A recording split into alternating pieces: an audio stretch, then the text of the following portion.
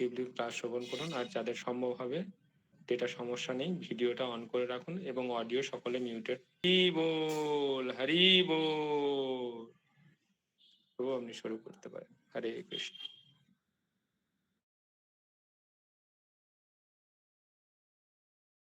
দেখা যাবে।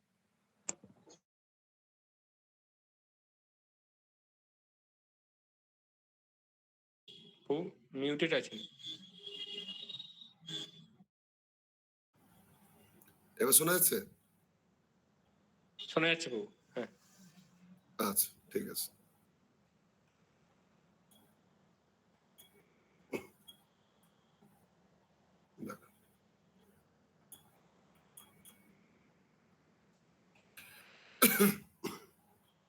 ओम अज्ञानतिमिरान्धस्य ज्ञानाञ्जनशलाकया चक्षुरुन्मिलितं येन तस्मै श्रीगुरवे नमः।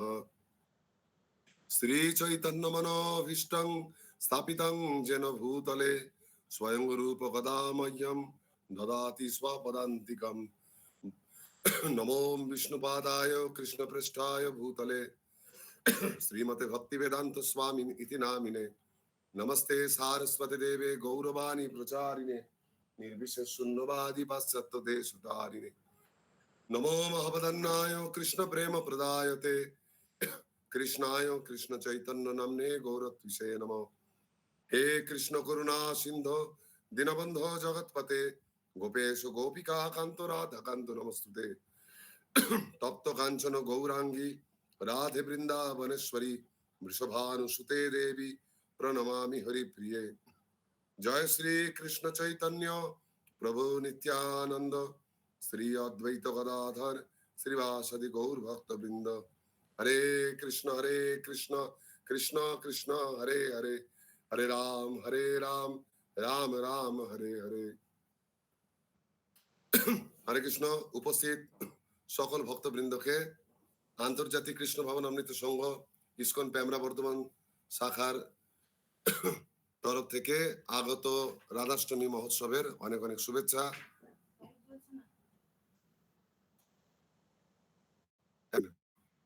ওটাকে নাড়ি দেখতে হবে, না নাহলে বাল্ব চেঞ্জ করো, লাইটটাকে নাড়ি দেখতে বলো, নাহলে বাল্বটা চেঞ্জ করো, ওটা বাল্ব লাগবে, এখানকার বাল্বটা খুলে লাগিয়ে দিই। ছোট রাধাষ্টমীর পূর্বে অনেক অনেক শুভেচ্ছা। আগামীকাল শ্রীমতী রাধারানীর আবির্ভাব তিথি, সেই সঙ্গে তার অষ্টসখীর অন্যতম সখী বিশাখা দেবীর আবির্ভাব তিথি। আপনাদের সকলকে আমন্ত্রণ জানাই ইসকন প্যামরা মন্দিরে আপনারা আসুন। যারা দীক্ষিত এবং আশ্রিত ভক্ত সকলে অভিষেক করবেন, আর বাকি সকলের জন্য মহাপ্রসাদ। আর 4 দিন ধরে আমরা যে আলোচনা করেছি তার উপরে আমরা একটা কুইজের মতো একটা তৈরি করেছি। কুইজ দেখবেন আমাদের মন্দির গ্রুপে দেওয়া আছে, আপনারা ঢুকে কুইজে আমরা অংশগ্রহণ করতে পারেন। ফার্স্ট এন্ড থার্ড আমরা রাইজের চেষ্টা করব। যাই হোক, আজকে হচ্ছে আমাদের 5ম দিন। রানীর এই ভৌম বৃন্দাবন ভগবান কিভাবে আবির্ভূত হলেন। আমরা আগেও শুনেছি, জানি ব্রহ্মার প্রত্যেক দিনে ভগবান একবার আবির্ভূত হয়। ব্রহ্মার প্রত্যেক দিনে সত্য ত্রেতা দাপর কলি, সত্য ত্রেতা দাপর কলি, এইভাবে চতুর্যুগ প্রায় 43 লক্ষ বছর এটা বারবার চলতে থাকে। এরকম চলতে চলতে যখন 1000 বার হয় তখন ব্রহ্মার একদিন হয়। এইরকম এই যে সত্য ত্রেতা দাপর কলি যে চতুর্যুগ, এইরকম চতুর্যুগ 71 বার যখন হয়ে যায়, 71 বার সত্য ত্রেতা দাপর কলি, আবার সত্য ত্রেতা, এরকম 71 বার হলে তখন একজন মনুর শাসন শেষ হয়। আবার 71টা হলে দ্বিতীয় মনুর শাসন শেষ হয়। এরকম ব্রহ্মার 12 ঘন্টায় 14 জন শাসন করতেছে। তো তার মধ্যে প্রথম মনু, দ্বিতীয় মনু, তৃতীয় মনু, মানে 71 বার 71 বার 71, এমনি করে 6 জন পেরানোর পর যখন সপ্তম মনু রাজত্ব করতে আসেন, যিনি হচ্ছেন সূর্যের পুত্র বৈবসত্য মনু, এই বৈবসত্য মনুর রাজত্বকালে সত্য ত্রেতা দাপর কলি, আবার সত্য ত্রেতা, এরম করে যে 71 বার হবে, তার 28 বার পেরিয়ে যাওয়ার পর 28তম যখন সত্য ত্রেতা দাপর কলি সাইকেলটা চলে, সেই দাপরের শেষে তিনি আবির্ভূত হন ভগবান কৃষ্ণচন্দ্র স্বয়ং। বর্তমান কালে সেটাই চলছে। আমরা এই যে কলিযুগে আছি, এটা হচ্ছে সপ্তম মন্বন্তর বা বৈবসত্য মন্বন্তরের 28তম কলিযুগ। এর আগে যে 28তম দাপর ছিল, সেই দাপরে ভগবান আবির্ভূত হন। আর সেই সময় তখন তার সঙ্গে গোলক বিহারী কৃষ্ণের সঙ্গে শ্রীমতী রাধারানীও আবির্ভূত হন। তো এনারা কিভাবে আবির্ভূত হলেন সেই বিষয়ে আমাদের আজকে আলোচনা। তাই বিভিন্ন ভিন্ন ভিন্ন পুরাণে এই বিষয়ে ভিন্ন ভিন্ন কাহিনী লেখা আছে। তো একবার নিত্য গোলকধাম মানে এই জড়জগতের বাইরে চিন্ময় বৈকুণ্ঠ লোক, বৈকুণ্ঠ লোকের উপরে একদম যে গোলক বৃন্দাবন, সেই গোলক বৃন্দাবনে রাসস্থলিতে সেখানে রাধা কৃষ্ণ পরম সুখে তারা বিহার করছিলেন। সেই সুখটা হচ্ছে সম্ভোগ সুখ। সুখ দু রকমের হয়। যখন দুজন ব্যক্তি পরস্পরের সংস্পর্শে থেকে পরস্পরের সঙ্গ উপভোগ করে তাকে বলে সম্ভোগ। যখন দুইজন নিচে কাগজটা দেওয়া আছে না, এক সেকেন্ড।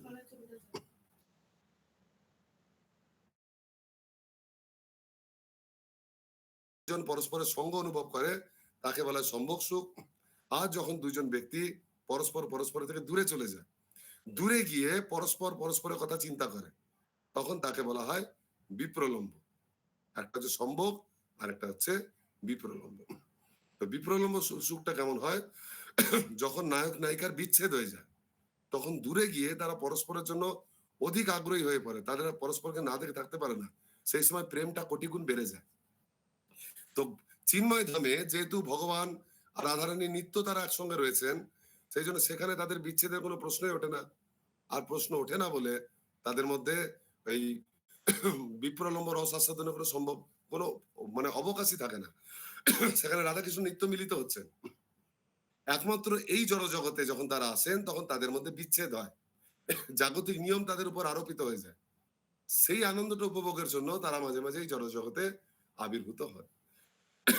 তো এক সময় রাধাকৃষ্ণ যখন চিন্ময় জগতে বিহার করছেন, তখন রাধারানী কৃষ্ণকে বলছেন যে আমরা যে এখানে এত আনন্দ উপভোগ করছি, কিন্তু মাঝে মাঝে মনে হয় যে এর চাইতেও আরো বেশি কিছু আনন্দ হয় যেটা আমরা অধিক সুখ উপভোগ করতে পারি। কৃষ্ণ বলছে হ্যাঁ, এর চাইতে অধিক সুখ আছে, কিন্তু সেটা এই গোলক ধামে সম্ভব নয়। এর জন্য আমাদেরকে জড় জগতে যেতে হবে, সেখানে কি চেঞ্জ হতে হবে। আবার দাঁড়ান এক সেকেন্ড একটু।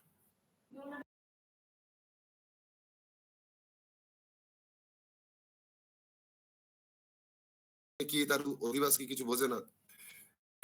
তো এখানে রাধারানী বলছেন যে কিভাবে আরো বেশি আনন্দ পাবো। কৃষ্ণ বলছেন যে আমি যে তোমার কাছে সুখ উপভোগ করছি, জড়জগতে চেঞ্জ হতে হবে। যে সে চুম্বকের মধ্যে লোহার দিকে ছুটে আসছে, এমন অপূর্ব শোভা তার, একদম কন্দর্প কোটি কমনীয়, নবযৌবন সম্পন্ন। রাধারানী যখন তাকে এসে দর্শন করেছেন, আগে থেকে বাজাচ্ছিলেন, ডাকছিলেন রাধারানীকে, রাধারানী এত আনন্দ পেয়েছেন যে কৃষ্ণ সেবা করবে কি, কৃষ্ণ সেবা করতে গিয়ে কৃষ্ণকে দর্শন করে এত আনন্দ পেয়েছেন, তীব্র আনন্দে মূর্ছিত হয়ে গেছেন।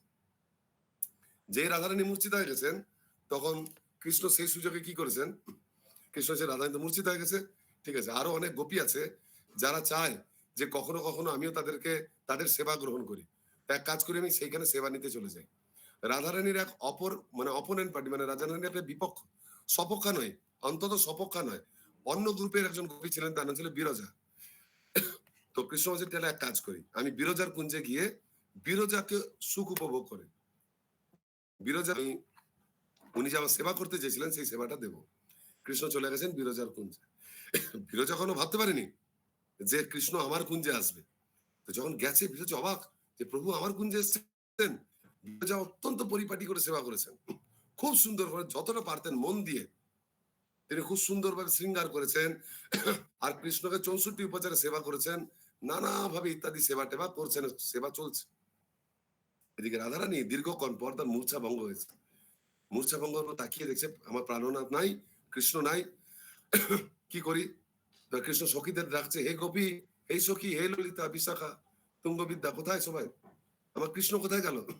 রাধারানী যখন মূর্ছিতা হয়েছিলেন, গোপীরা কিন্তু কুঞ্জে ছিলেন, ওরা সব দেখেছে, ওরা সব রাধারানীকে রিপোর্ট করে দিয়েছে। তুমি যখন যে মূর্ছিত হয়েছ, এই কৃষ্ণকে বিশ্বাস করবে না, সঙ্গে কি করে জানো, তুমি অজ্ঞান, তোমাকে জল টল দিয়ে মুখে তুলবে, ও পালিয়ে গেছে অন্য জায়গায়। রাধারানীর ভাবটা হচ্ছে যে কৃষ্ণ আমার, সেই জন্য রাধারানীর ভাব যে আমি কৃষ্ণের থেকে বেশি তদীয় থেকে মদীয় ভাব, যে কৃষ্ণ আমার, আমি কৃষ্ণ সেবা করবো। এই মানে তখন রাধারানী জ্বলে উঠেছে, রক্তবর্ণ হয়ে গেছে। এমনিতেই তিনি তপ্ত গৌরাঙ্গী, জ্বলিত সোনমত, তার মধ্যে আবার তাহলে বুঝতে পারছেন কি অবস্থা।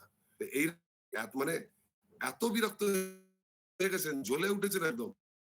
রাধারানী বলছে সমস্ত সখী মিলে চলো, আমরা দেখবো আজকে যে কৃষ্ণ কি করছে, কৃষ্ণ কোথায় গিয়ে কি করছে, চলো সবাই মিলে যাবো। রাধারানী তার নিজস্ব বিশেষ, রাধারানীর স্পেশাল গাড়ি আছে, স্পেশাল রথ, বিশেষ রথ। কিরকম রথ? বলছে সেই রথটা হচ্ছে 100 যোজন মানে লম্বা, 100 যোজন মানে প্রায় 1200 কিলোমিটার লম্বা। এবারে মাউন্ট এভারেস্টের উচ্চতা জানেন? 4,000 কত ছিল, 4,400 এরকম।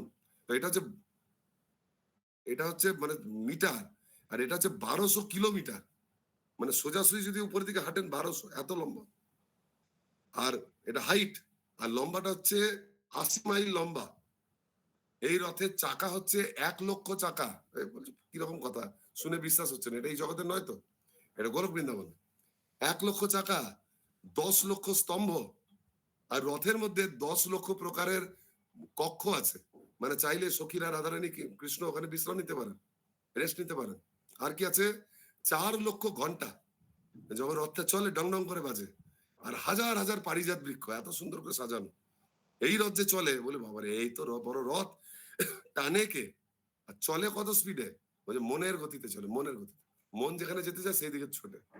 এইভাবে এইরকম রথে চেপে রাধারানী তার সমস্ত গোপীদেরকে নিয়ে যাচ্ছেন। কত গোপী, খুব বেশি নয়, 63 কোটি, এতগুলি গোপীকে নিয়ে যাচ্ছেন এত বিরাট বড় টিম করে। এদিকে কোথায় যাচ্ছেন, বিরজার কুঞ্জে কৃষ্ণকে খুঁজতে। আর কৃষ্ণ যখন বিরজার কুঞ্জে গেছে, কৃষ্ণ একা যায়নি, তার নিজের পার্টি নিয়ে গেছে, গোপ পার্টি। কিন্তু গোপ পার্টির সংখ্যা তো কম, তাদের হেড হচ্ছে শ্রীরাম। 50 জন হবে, 60 জন, 100 জন হবে বড়জন। খুব বেশি সখাকে নিয়ে কৃষ্ণ যায়নি। সখারা বাইরে পাহারা দিচ্ছে, আর কুঞ্জের গেটে বসে আছে শ্রীরাম, আর ভিতরে কৃষ্ণ বিরজার থেকে সেবা নিচ্ছে। এখন যেই রাধারানী এত বড় পার্টি নিয়ে চলে এসছে, আর শ্রীরাম তাদেরকে আটকাতে পারছে না। কিছুক্ষণ সিকিউরিটি দেওয়ার চেষ্টা করছে, কতক্ষণ চলবে, ভেঙে বেরিয়ে যাচ্ছে তো। লক্ষ লক্ষ, একজন মেল, তার এগেনস্টে 1000 জন ফিমেল, পারে নাকি? 2 মিনিটে পরাস্ত হয়ে গেছে। শ্রীরাম চেষ্টা করেছিল আটকাতে, শ্রীরামকে ধাক্কা দিয়ে ফেলে দিয়েছে একদম, কুঞ্জের গেট ফেট ভেঙে ধরে ঢুকে যাচ্ছে। এদিকে যখন এইসব ঝামেলা চলছে, কৃষ্ণ তো বুঝতে পেরে গেছে, এই রে, কৃষ্ণ বিরজা বলছে, বিরজা কি হবে, কি হবে, আমি তো রাধাকে না বলে চলে এসেছি, রাধা অজ্ঞান হয়ে গেছে, আমি পালিয়ে চলেছি, এবার আমার কি হবে, আমাকে একটা লুকাও কোথাও। বিরজা ভয়ে বলছে, আমি কোথাও লুকাবো, আমি তো আপনাকে এবার লুকিয়ে আসতে বলিনি। বলছে জানি না, যাই হোক একটা কিছু ব্যবস্থা করো। যখন দেখছি কৃষ্ণ রাধারানী ঢুকছে, তখন কৃষ্ণ ভয়ের চোটে অদৃশ্য হয়ে গেছে, ভ্যানিস, পালিয়ে গেছে। বিরজা খুব ভয় পেয়ে গেছে, সেই রে, আমি তো কোনোদিন আশাই করিনি যে রাধারানীকে ছেড়ে কৃষ্ণ কেন আসবে। আর যখন চলে এসেছে আমার ভালো লেগেছে, এখন যদি রাধারানী আমাকে ধরে যে তুমি আবার কৃষ্ণকে চুরি করে নিয়েছো, কি উত্তর দেবো। ভয়ে বিরজা কাঁপতে কাঁপতে, কম্পমান হতে হতে নদীতে পরিণত হয়ে গেছে, বিরজা নদী। আর নদীতে পরিণত হয়ে গোলক বৃন্দাবনের চারিদিকে তিনি বয়ে চলেছে। যখন রাধারানী এলেন, ক্রোধ করতে করতে দেখছে আরে কৃষ্ণ পালিয়ে গেছে, আর বিরজা নদী, আর সেবার উপকরণ বুঝে গেছেন উনি যে বিরজা আমার ভয়ে নদী হয়ে গেছে, নদী হয়ে গেছে, এত কিছু করার নাই। আর ওই লম্পটটা তো নাই, পালিয়ে গেছে, তাহলে আর কাকে ধরবো।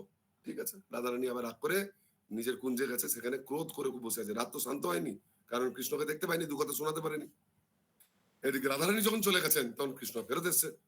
ফেরত এসে এবার বিরজার জন্য তার খুব খারাপ লাগছে, যে হাই বিরজা, আমার জন্য তুমি নদী হয়ে চলে গেলে, আমি তোমাকে রক্ষা করতে পারলাম না।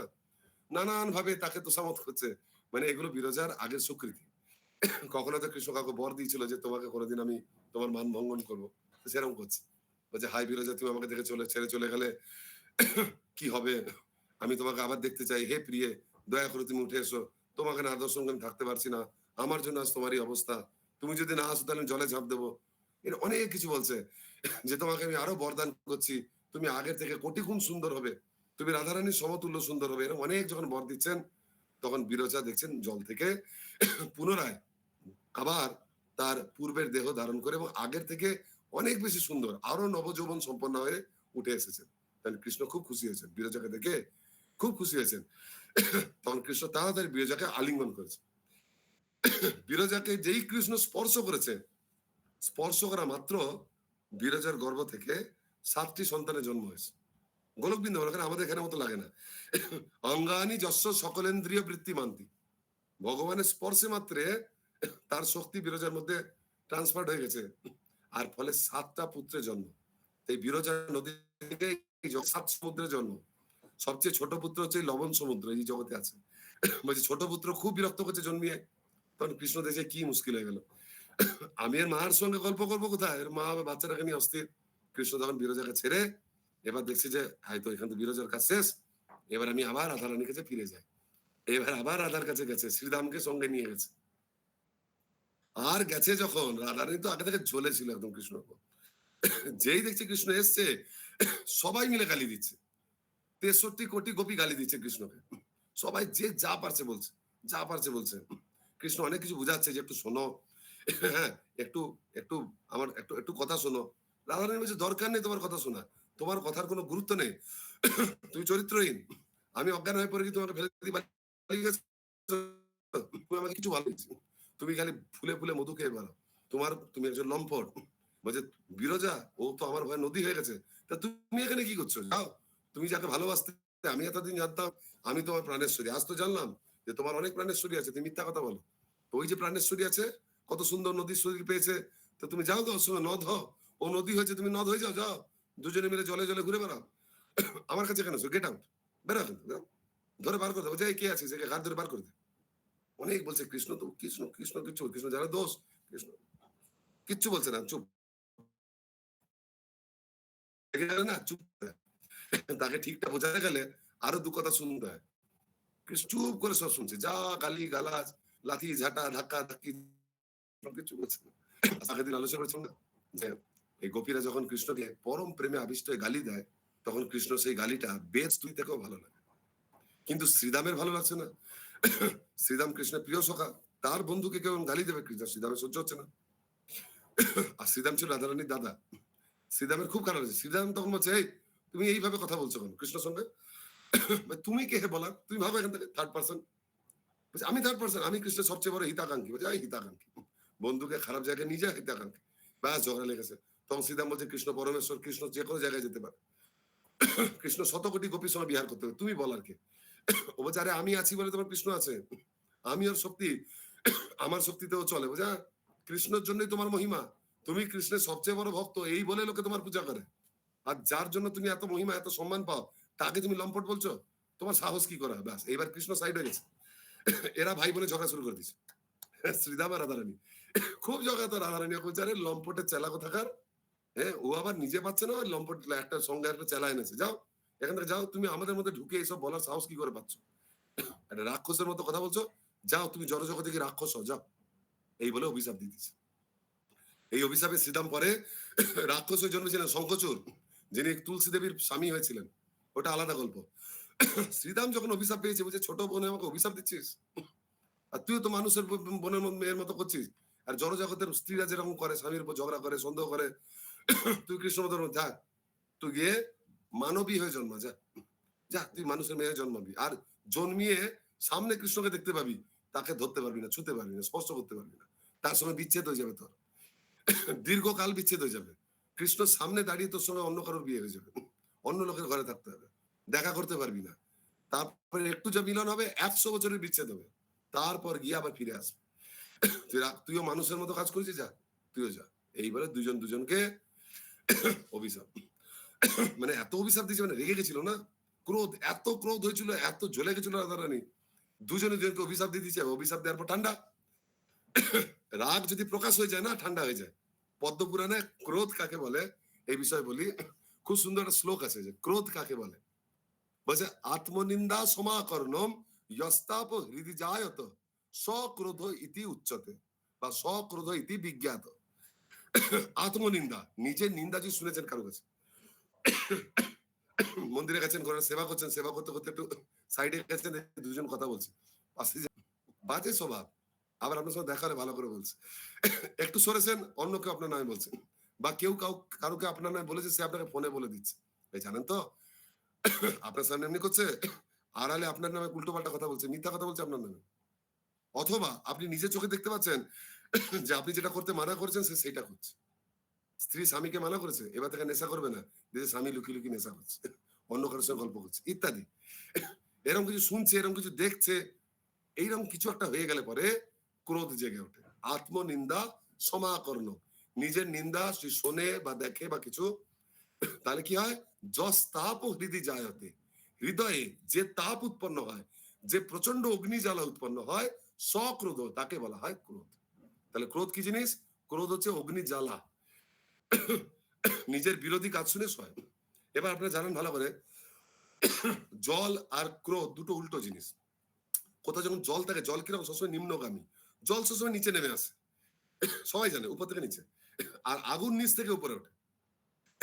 কোন দোতলা ছাদে যদি জল গড়িয়ে পড়ে একতলায় পড়বে, কিন্তু দোতলা ছাদে আগুন লাগলে তিনতলা চারতলা আগুন উপর দিকে উঠবে। তাপ ঊর্ধ্বগামী, শীতলতা নিম্নগামী। তাহলে আমাদের হৃদয় বলছে কোথায় ক্রোধ হয়? হৃদয়, হৃদয় তাপ জ্বলছে হৃদয়টা, তখন এই তাপ কোথায় যাবে? উপরে, উপরে কি আছে? মাথা। উপরে যেতে যেতে যেতে যেতে ব্যাস এখানে আটকে গেছে, এটা টপ ফ্লোর, এর উপরে তো যাওয়ার জায়গা নেই, মাথায় গিয়ে আটকে যায়, কোথাও ঘুরপাক খেতে থাকে, যাবে তখন মাথা গরম হয়ে যায়। দেখবে রাগ হলে, বিজ্ঞান বলছে একই কথা, আর সায়েন্স এই সেই জিনিসটা শাস্ত্রেও বলছে, মাথা গরম হয়ে যায়। মানে মনে একটা ঘরে ধোঁয়া, তো ধোঁয়া কি কোথায় আটকে? ছাদে গিয়ে আটকে যাবে। মাথা গরম, এবার ধোঁয়াটা তো বেরাতে চাইবে, এবার গরম মাথা, ক্রোধ কোথা দিয়ে বেরোবে? ক্রোধ খুঁজছে কোথা দিয়ে বেরোবে, ক্রোধ তখন একটু নেমে এসে বেরাতে যায়, ব্যাস দুটো চোখ পেয়ে যায়, চোখ দিয়ে ক্রোধ বেরোয়, গোটা মুখ লাল হয়ে যায় ক্রোধের চক্করে, আর চোখ দিয়ে রোদটা বেরোয়। চোখ দিয়ে যখন কিছুটা বেরায় কি হয়ে যায়? চোখ, চোখ লাল হয়ে যায়, কটমট হয়ে যায় চোখটা, মুখে কঠোর ভাব আছে। আর আর নাক দিয়ে বেরায়, নাক দিয়ে যদি গরম হাওয়া বেরোয়, এর নাক দিয়ে তার মধ্যে গরম বাষ্প বেরাচ্ছে। আর কোথা দিয়ে বেরায়? এত বড় ফুটোটা আছে মুখ দিয়ে। মুখ দিয়ে কিভাবে বেরায়? মুখ দিয়ে কথা বেরায়। তখন ক্রোধ হলে পরে কত সুন্দর বলে, প্রভু দণ্ডবত প্রণাম। আর তখন বলে, আর কোথাকার কি প্রভু, যা এখান থেকে বেরা, যা তা দেখে নিয়েছি তোদের মতন, যা খুশি। মানে এমন রাগ হয় যে সামনে কে আছে, বড় মানুষ, গুরু, গুরুস্থানীয় ব্যক্তি না সম্মানীয় না পূজনীয়, ও সব ডোন্ট কেয়ার। তখন মুখ দিয়ে এমন এমন ল্যাঙ্গুয়েজ বেরাবে, আউট অফ ডিকশনারি, জীবনে ওগুলো শোনেনি, এমন এমন কথা বেরাবে, বাবা কাকা দাদা কে আছে কিচ্ছু পরোয়া নেই। তারপর ক্রোধ আরো যদি না কমে, আবার গিয়ে নামবে, কোথায় নামবে? হাত দিয়ে বেরাবে। তখন কিছু লোক আছে রেখে গেলে চালিয়ে দিল, এক চড়িয়ে দিল, কাউকে ঘুষি মেরে দিল, পাড়ার রকে অনেকে বসে থাকে, দেখবে রকের দাদা, কোন চোর ধরা পড়ুক কিছু উল্টো ওরা চলে যাবে সবার আগে, নিয়ে দুই ঘুষি দিয়ে দেবে সবার আগে। আরো যদি না নামে তাহলে কোথায় নামবে? ক্রোধ তো নাম ঘুরে বেড়াচ্ছে কারেন্টের মতো, কারেন্ট যখন কোথাও যে আর্থিং হতে হবে না, আর্থিং না হলে কারেন্ট বেড়াচ্ছে না, এই ক্রোধ ঘুরে বেড়াচ্ছে, আর্থিং কোথায় হবে? হাতে নামছে, পায়ে নামছে, পায়ে নামলে লাত, লাস্টে পা দিয়ে মাটি দিয়ে চলে যায়, এইভাবে আর্থিং হয়ে যেই ক্রোধটা বেরিয়ে গেল বাস, তখন শান্তি। তখন হচ্ছে এই রে, এই যা রাগের বসে এই লোকটাকে এরকম বলে দিলাম, এই লোকটার হাতেই তো আমার সব, কালকে একটা সিগনেচার করে দেবে, আমার চাকরি গেল, আমার এই গেল সেই গেল, কিংবা অন্য কিছু, বা কোনো পার্টির লোককে বলে দিছি, তখন দাদা দাদা এই রাগের মাথায় বলে দিয়ে কিছু মনে করেন, জানেন তো আমার একটু আসলে বুঝতে পারিনি, ওই লোকটা আমাকে ভুল বলেছিল, এরকম নানা রকম তখন লোককে বলতে দেয়। অনেক লোক দেয়, প্রচুর নিন্দা করছে, আমার দেখালো, এই প্রভু প্রভু, আমি কি করে করে ফেললাম, আমি তো ভাবতেই পারিনি। তো এইরকম এদের অবস্থা হয়েছে, দুজন জনকে অভিশাপ দিয়ে দিচ্ছে, এবার দুজনে ভয় পাচ্ছে।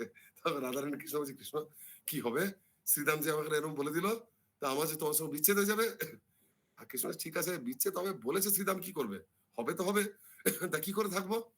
বলছে আচ্ছা ঠিক আছে আমি থাকবো, তুমি চিন্তা করো না, বিচ্ছেদ হোক আর যাও, কি বলেছে যে আমার সঙ্গে বিচ্ছেদ হবে, তোমার সামনে, আমার সামনে তোমার অন্য কারোর সঙ্গে বিয়ে হবে, তা আমি তো গোলকে আছি, তুমি যদি ওখানে যাও, তা আমাকেও তো অভিশাপ দিয়েছে, আমার সামনে তোমার অন্য কারোর সঙ্গে বিয়ে হবে, আমার সঙ্গে তোর বিচ্ছেদ হবে, তার মানে কি আমিও তো গোলকে যাচ্ছি, আমিও তো জড়জগতে যাচ্ছি। হ্যাঁ, তো তাহলে দেখো তুমি আর শ্রীরাম ঝগড়া করেছো, কৃষ্ণ বোঝাচ্ছে তোমার সঙ্গে কৃষ্ণ, শ্রীরামের ঝগড়া, শ্রীরাম তোমায় গালি দিয়েছে, তুমি শ্রীরামকে গালি দিয়েছো, তুমি ওকে অভিশাপ দিচ্ছো, ও তোমাকে অভিশাপ দিয়েছে, মাঝখান থেকে আমি ফালতে তোমাদের সঙ্গে যাচ্ছি, আমার তো যাওয়ার দরকার নেই, ও তোমাকে বলেছে জড়জগতে দিতে, কিন্তু দেখো তোমার জন্য আমাকেও যেতে হচ্ছে, তাই না? তো রাধারানী বলছে, হ্যাঁ, তাই তো, আমি আর শ্রীরাম ঝগড়া করলাম, তার সঙ্গে বেচারা কৃষ্ণকেও আমার সঙ্গে যেতে হচ্ছে। এই আসল জিনিসটা দেখুন, এই সমস্ত সর্ব নাটের গুরু তো কি কৃষ্ণই তো, রাধারানীর সঙ্গে শ্রীরামের ঝগড়া হয়েছে কেন?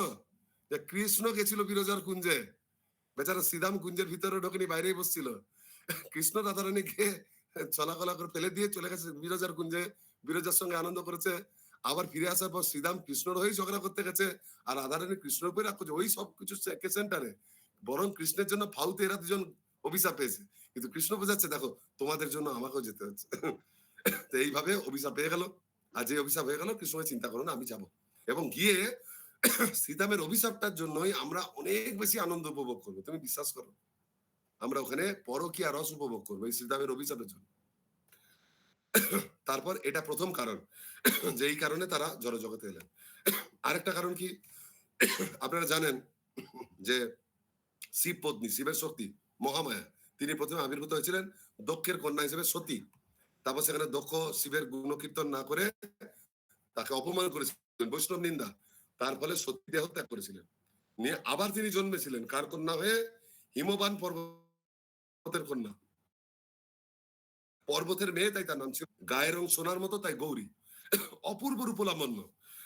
যখনই হিমবানের ঘরে গৌরী জন্মালো, চারিদিকে তার নাম গান হতে লাগলো, সবাই বলছে বাহ, হিমবান কি পুণ্যবান পর্বত, সমস্ত পর্বতের মধ্যে শ্রেষ্ঠ। এর এর কন্যা সাক্ষাৎ শিব পত্নী এর কন্যা।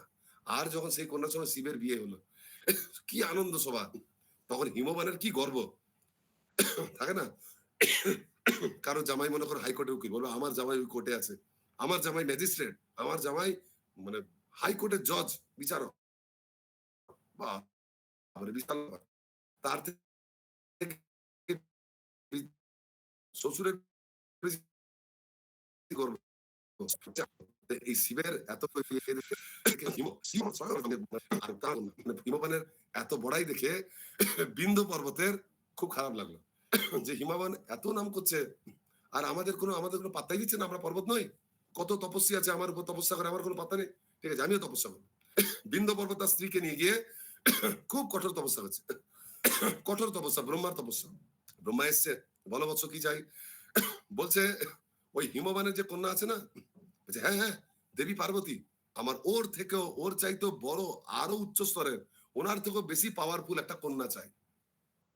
এর থেকে পাওয়ারফুল কন্যা কোথায় পাবো? এই জগতে তো সবাই বলছে, কোন জগতে আমি যাই না, যেখান থেকে এনে দিতে হবে। তো ব্রহ্মা বলছে এই জগতের বাইরে বৈকুণ্ঠ, সেখানে মহালক্ষ্মী, তিনি সবার উপরে, তার থেকে সবাই এসছে। বলছে না, মহালক্ষ্মী চাই না, মহালক্ষ্মী নারায়ণের পার্টি পেয়েছে, আমি ওকে চাই না, আমি বড় আর থেকেও শ্রেষ্ঠ কাউকে চাই, এমন কাউকে চাই যার প্রতি, আমি এমন মেয়ে চাই তার প্রতি যে হবে সে মহাদেবকেও পরাস্ত করতে পারবে।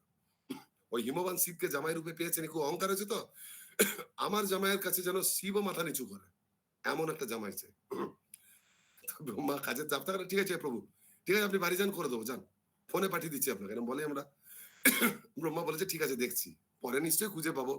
আজ ব্রহ্মা তার খুঁজে পাচ্ছে না, বলে যে প্রভু হ্যাঁ তো করে দিলাম, কই খুঁজেই পাচ্ছি না বইটা মন্দিরে, কোথায় আছে, বলে তো দিলাম দেবো। ব্রহ্মার মাথা খুঁটে মরে যাচ্ছে যে কোথায় রে ভাই, ডিকশনারি খুঁজছে, মানে গুগল সার্চ করছে এরকম টাইপের, সব খুঁজছে, ব্রহ্মা তো মাথার ভিতরে সব সব খুঁজছে, কোথায় কোথায় ভাবছে। তারপর খেয়াল পড়েছে, রে একবার হয়েছিল তো, আমি ভগবানের কাছে গেছিলাম, আচ্ছা এই জগতের উপরে গোলক বৃন্দাবন যেখানে, সেইখানে রাধা কৃষ্ণ রয়েছে, ওই শ্রীমতী রাধারানী সমস্ত কান্তা, সমস্ত শক্তির উৎস, অনন্ত কোটি মহালক্ষ্মী তার থেকে আসছে, তিনি যদি আসেন, ওরে বাপরে, তাকে বলা যায়? মনে হয় আপনার ছেলে বায়না করেছে, বাবা সবচেয়ে বড় মানুষটা ঘরে আনতে হবে, আপনি বলেছেন আনবো, তারপর পরে খুঁজে দেখছেন রাষ্ট্রপতিকে বাড়ি আনতে হবে, তা আপনি বলতেই লজ্জা পাবেন। ব্রহ্মা ভাবছে আমি কি করে ডাকবো, কি করে ডাকবো। তখন ব্রহ্মা এইসব ভেবে সব কাজ ছেড়ে দিয়ে ধ্যান করতে বসে। ব্রহ্মার ধ্যান করে সবাই কিছু পাওয়ার জন্য, ব্রহ্মা নিজে ধ্যান করতে বসছে, ভাবুন তাহলে কি পাওয়ার তার। ব্রহ্মা চতুর্মুখে ভগবানের নাম জপ করছে, রাধারানীর নাম জপ করছে, এই হরে কৃষ্ণ মহামন্ত্র খুব করে জপ করছে। অনেক জপের পর কৃষ্ণ হাজির হয়ে গেছে। কৃষ্ণ বলছে আমি সাক্ষাৎ এই মন্ত্র, কি চাও বলো? তুমি নিজের জন্য, তুমি তো কখনো জপ করো না, তুমি হঠাৎ কি, মানে জপ নয়, বলছে তুমি তো কখনো তপস্যা করো না, হঠাৎ কি হয়ে গেল, তোমার কিসের জন্য তপস্যা পড়লো? তুমি তো শুরুতে একবার তপস্যা করেছো, তোমাকে সব বলে দিয়েছি। আপনার জন্য নয়, ম্যাডামের জন্য, মানে আপনার জন্য নয়, রাধারানীর জন্য।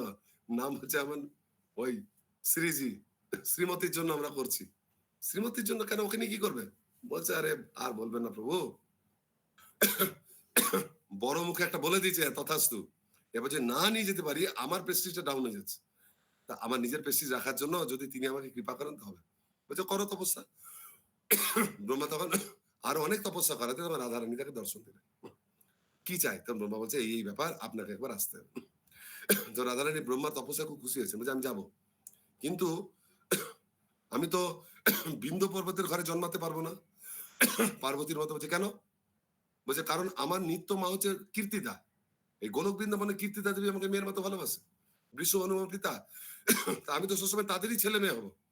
বলছে ঠিক আছে আপনি চলুন, তো আমি তাদেরকেও জড়জগতে নিয়ে যাচ্ছি, তাদেরকেও ডেকে নিয়ে যাচ্ছি, একটা মিলে লীলা টিলা হবে, আপনি না হয় তাদেরই মেয়ে হবেন, কিন্তু আপনাকে যেতে হবে। ঠিক আছে। এইভাবে যখন ব্রহ্মা বরদান দিলেন, ব্রহ্মা মানে নিজেরটা, ব্রহ্মা তো আগে বর দিয়ে দিয়েছে, রাধারানী ব্রহ্মাকে বরদান দিয়ে ব্রহ্মা নিশ্চিন্ত হলো, যাক আমি বিন্দু পর্বতকে যেটা বলেছি সেটা হবে। এবার কৃষ্ণ, আপনারা জানেন ঠিক টাইমে কৃষ্ণ কংসের কারাগারে আবির্ভূত হলেন, চতুর্ভুজ, এত শঙ্খ চক্র গদাপদ্ম। আর বসুদেব দেবকে হাত জোড়ে বলছেন, দেখছে ভগবান, তাও বলছে কংস আপনাকে বধ করে ফেলবে, আপনি নিজের জ্যোতি সংবরণ করে লুকিয়ে যান, আমরা আপনাকে লুকিয়ে রাখতে চাই। তো ভগবান দেখছেন যে বসুদেব একটা অর্ডার করছে, আমার বাবা হয়, সঙ্গে সঙ্গে ছোট বাচ্চা হয়ে গেল। আর কি করলেন, রাতারাতি বসুদেব তাকে নিয়ে গিয়ে দিয়ে এলেন গোকুলে। ফেরত আসার সময় এক্সচেঞ্জ কি হলো, যোগমায়া, যোগমায়াকে সঙ্গে নিয়ে এলেন। কংস যেই যোগমায়ের চরণ ধরে মারতে গেছে, আর হাত থেকে বেরিয়ে একদম অষ্টভুজা দুর্গা। আর বলছে মূর্খ কংস, তুই যাকে বধ করতে চাইছিস, তোর যে টাল, সে এখনো জীবিত আছে। এর পরের অংশটা বলেন, অনেক সময় অন্যান্য পুরাণে লেখা আছে কংস খুব দেবী ভক্ত ছিল, শাক্ত ছিল। কংস বলছে আমি যার পূজা করি সে এরকম বললো। বলছে মা রাত্রি দিন আমি তোমার আরাধনা করি শক্তির জন্য, তুমি আমার এরকম করলে। বলছে কিছু করার নেই, তুই আমার প্রভুকে নিয়ে ডিস্টার্ব করছিস, তোকে বধ হতেই হবে। তবে তুই আমার অনেক পূজা করেছিস, তোকে একটা ওয়ার্নিং দিচ্ছি, মৃত্যু তোর অবধারিত, কিন্তু এত পূজা করেছি বলে একটা ওয়ার্নিং দিচ্ছি। কি বলছে, ওই আমার প্রভুর 8 জন মহাশক্তি আছে, রাধিকা, তারপর হচ্ছে চন্দ্রাবলী, শৈব্যা, ললিতা, এই 8 জন শক্তি, মানে এরা কিন্তু অষ্টসখী নয়, টোটাল 8 জন মহাশক্তি আছে, যারা রাধারানী থেকে বিস্তৃত হয়, কেউ সপক্ষা হয়, কেউ বিপক্ষা হয়, ভিন্ন ভিন্ন কাজ। বলছে এই মোট 8 জন মহাশক্তি, তার মধ্যে 2 জন শ্রেষ্ঠা, রাধা আর চন্দ্রাবলী। এই 2 জন শক্তি এই কৃষ্ণের সঙ্গে সঙ্গে এরাও জগতে প্রকটিত হয়ে গেছে, তারা জন্মে গেছে। হুম। তো সুতরাং এদেরকে যে বিবাহ করবে, সে তোর বধ করবেই করবে, নিশ্চিন্ত থাক। এদের যদি কেউ বিয়ে করে, যে বিয়ে করবে সে তোকে বধ করবে। এদের যে পতি হবে বলেছে। এবার কংস হচ্ছে পতি, মানে একদম নিয়ম করে বিয়ে, পতি মানে মনে প্রাণে পতি, এদের পতি তো কৃষ্ণ। কংস ফটাফট বসুদেব আর দেবকীকে বার করে দিয়ে আর্জেন্ট মিটিং হয় না সরকারে, তাড়াতাড়ি খুব আর্জেন্ট মিটিং, সরকার বসেছে, সমস্ত মন্ত্রী টন্ত্রী সব পলিটুর সব বসে গেছে। কি কি এই হয়েছে, এই আমাকে এরকম বলেছে, তাহলে কি হবে? তখন সব মন্ত্রী বুদ্ধি দিচ্ছে, এটা বলছে এটা বলছে, সব মন্ত্রীকে তো অসুর। কোন মন্ত্রী সভায় সব মন্ত্রী যদি চোর হয়, তাহলে কনক্লুশন কি আসবে? একটা বড় সড়ো চুরির কথা বলবে, এ তো সবগুলোই চোর, সব কটা অসুর। সবাই ওর প্ল্যান করছে। কংস একবার বলেছিল, কংসের একবার ভালো মনে হয়েছিল যে এক কাজ করি, মরবো যখন সব ছেড়ে দিই, আর হলো না, আমি তপস্যা করি। ওরা উস্কাচারে ওইসব করবেন কেন, আমরা আপনার সঙ্গে আছি, এক কাজ করুন না। কদিন আগে জন্মেছে, কদিন আগে, এই 2-3 দিনের মধ্যে। এক কাজ করুন, গত 7 দিনে এই এলাকাতে যত ছেলে বা মেয়ে জন্মেছে সবাইকে ধরার ব্যবস্থা করুন, মেয়েগুলোকে ধরে নিয়ে আসুন, বন্দি করে রাখুন। তখনকার দিনে মানুষ স্ত্রী হত্যা করতো না, আর ছেলেগুলোকে মেরে দিন, ব্যাস হবে। বলে হ্যাঁ, সবাই কতজন ভোট দিচ্ছে, সবাই হাত তুলে ভোট, পার্লামেন্টে সবাই ভোট দিয়ে দিচ্ছে, আইন পাস, বুঝলেন? এখনকার মতো না, একদম 100% সবাই ভোট দিয়েছে, সব মন্ত্রী বলছে এক রাজি, সবাই ভারী ভোটে পাস হয়ে গেছে। একটা ভোট খালি পায়নি, খালি অক্রুর ভোট দিতে যায়নি, মানে ভোট দিতেই যায়নি ভয়ে, অন্য কাউকে ভোট দিতে পারবে না, বাকি সবাই ভোট দিয়ে দিচ্ছে, আইন পাস হয়ে গেছে। কি শিশু দমন আইন। আচ্ছা পাস তো হয়ে গেল, এত বাচ্চাকে ধরবে কে? এখন যদি সরকারি গাড়ি করে ধরতে পাঠাই, লোকে তার ভোট দেবে না, আমাকে বুঝে যাবে আমি বদমাইশ, লুকিয়ে লুকিয়ে। বছর যে আছে পুতনা দিদি, দেখো আপনার দিদি হয়তো কংসের, মানে কংস তাকে দিদি বলতো, অগ আর বক ওকে হারিয়েছিল, তখন তাদের বোন দিদি হয়ে গেছিল। বলছে পুতনাকে ডাকো, পুতনাকে ডাকে, পুতনা আবার এগুলো করতে ভালোবাসে। বলছে রুধিরা আসনি, পুতনার সবচেয়ে ফেভারিট ড্রিঙ্ক হয় না, কোল্ড ড্রিঙ্কস, কেউ বলে মাজা খেতে ভালোবাসি, কেউ বলে এটা খেতে ভালোবাসি, পুতনার ফেভারিট ড্রিঙ্কস হচ্ছে একদম পিওর অর্গানিক, বলে পিওর অর্গানিক ড্রিঙ্কস, যে রক্ত, সেইটা খেতে ভালোবাসে পুতনা। এক সেকেন্ড দাঁড়ান।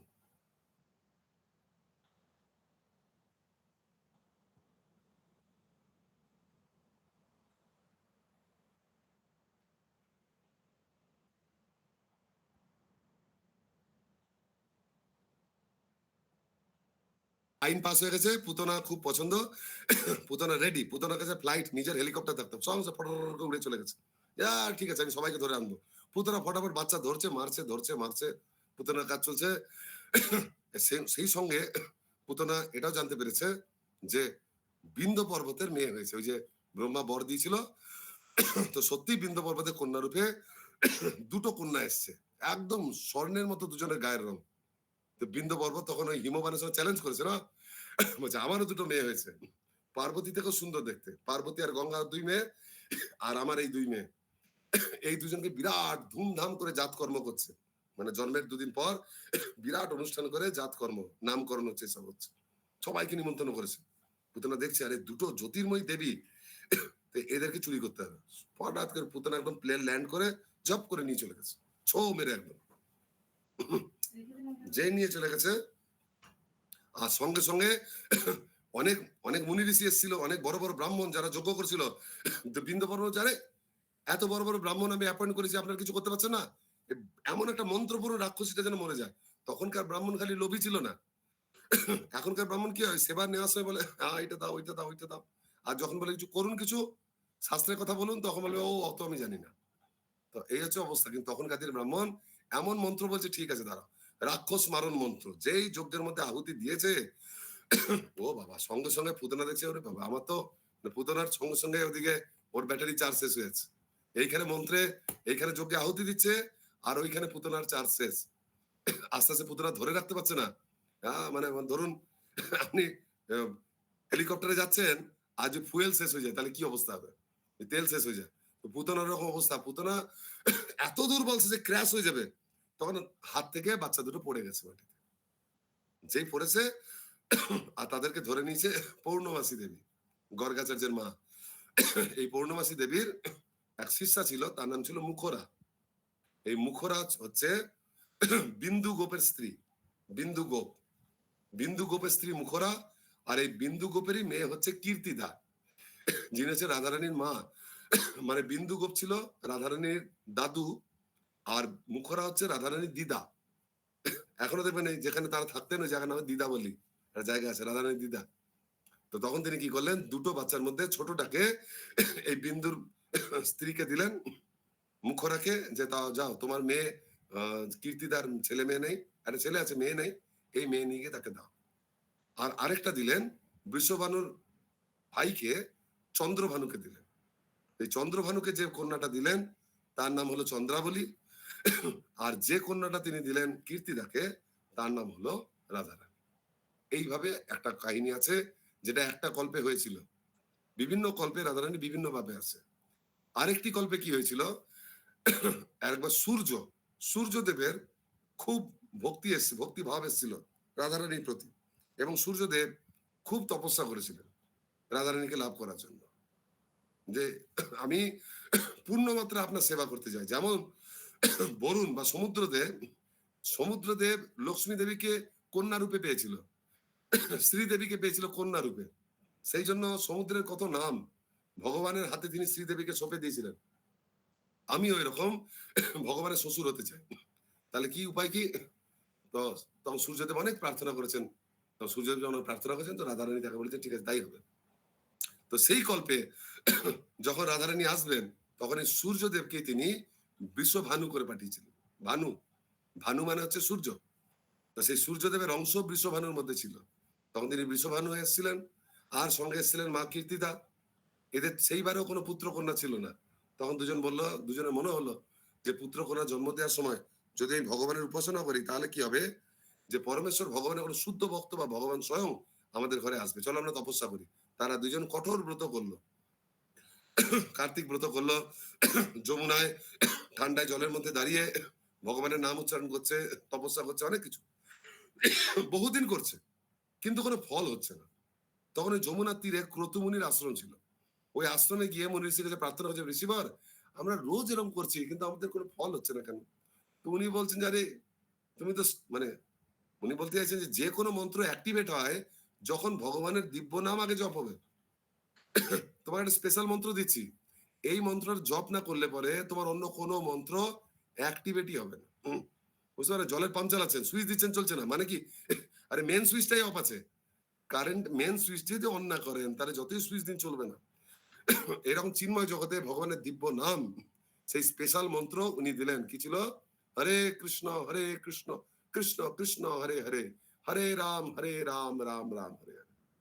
এই যে মহামন্ত্র দিলাম, এইবার জপ করো, দেখো কেমন ফল হয়।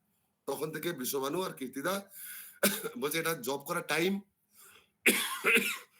কখন জব করতে হয়, কোথায় জব করতে হয়, কিভাবে, বলছে কোনো টাইম নেই, যখন ইচ্ছা জব করো, 24 ঘন্টা জব করো, যে কোনো অবস্থায় জব করো, এইখানে দাঁড়িয়ে থাকতে হবে না। তখন বিশ্ববানু আর কীর্তিদা বাড়ি ফিরে গেলেন, আর সবসময় 24 ঘন্টাই মন্ত্র জপ করছেন। একবার বিশ্ববানু, তখন তার বাড়ি ছিল রাভেলে, রাভেল, বিশ্ববানু রাভেলে বাড়ি ছিল। রাভেল গ্রামে তার বাড়ির পিছন দিয়ে যমুনা বয়ে যেত।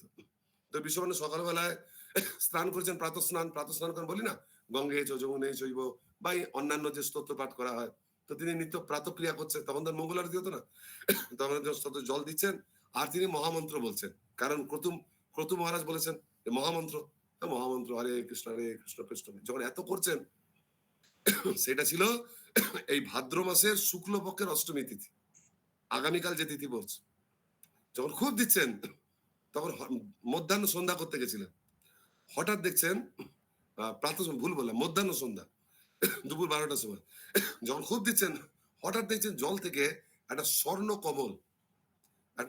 কমল ভাসছে। যখন কাছে গেছেন, বিরাট বড় স্বর্ণ কমল, 1000টা 100টা পাপড়ি, তার তিনি পাপড়িগুলো সরাচ্ছেন, দেখছেন স্বর্ণ কমলের ভিতরে একটা ছোট্ট সোনার মতো একটা বর্ণের একটা শিশু, একটা বালিকা শুয়ে আছে। কি অপূর্ব জ্যোতি, মনে যেন সূর্যের আলো বেরিয়ে আসে। বিশ্ববানু থাকতে না পেরে অটোমেটিক তার কি জানি কেন ওই বাচ্চার প্রতি স্নেহ জেগে গেল। তিনি তাকে যেই কোলে নিলেন, আর উনি মানবীয় বাচ্চার মতো একটা সাইজ, এই সাইজের হয়ে গেলেন।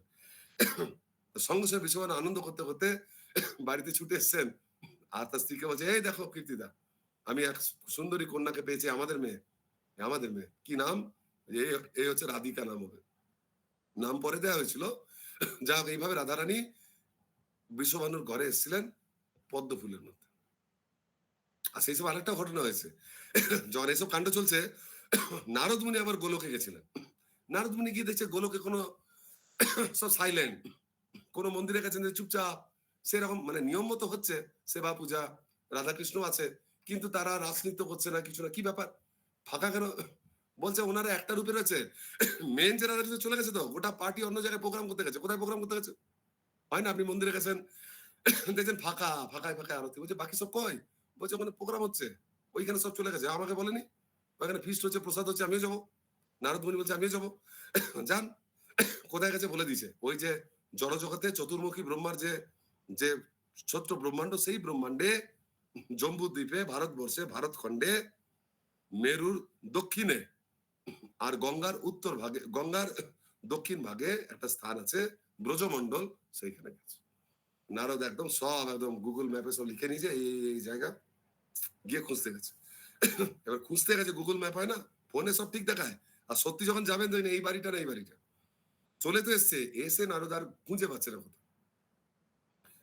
তো নারদ মুনি এইটুকু জানতেন যে ভগবান কৃষ্ণ গোকুলে প্রথমে মথুরা এসছেন, তারপর গোকুলে। কৃষ্ণ বলরামের ব্যাপারে জানতেন, রাধারানীর ব্যাপারে জানতেন না।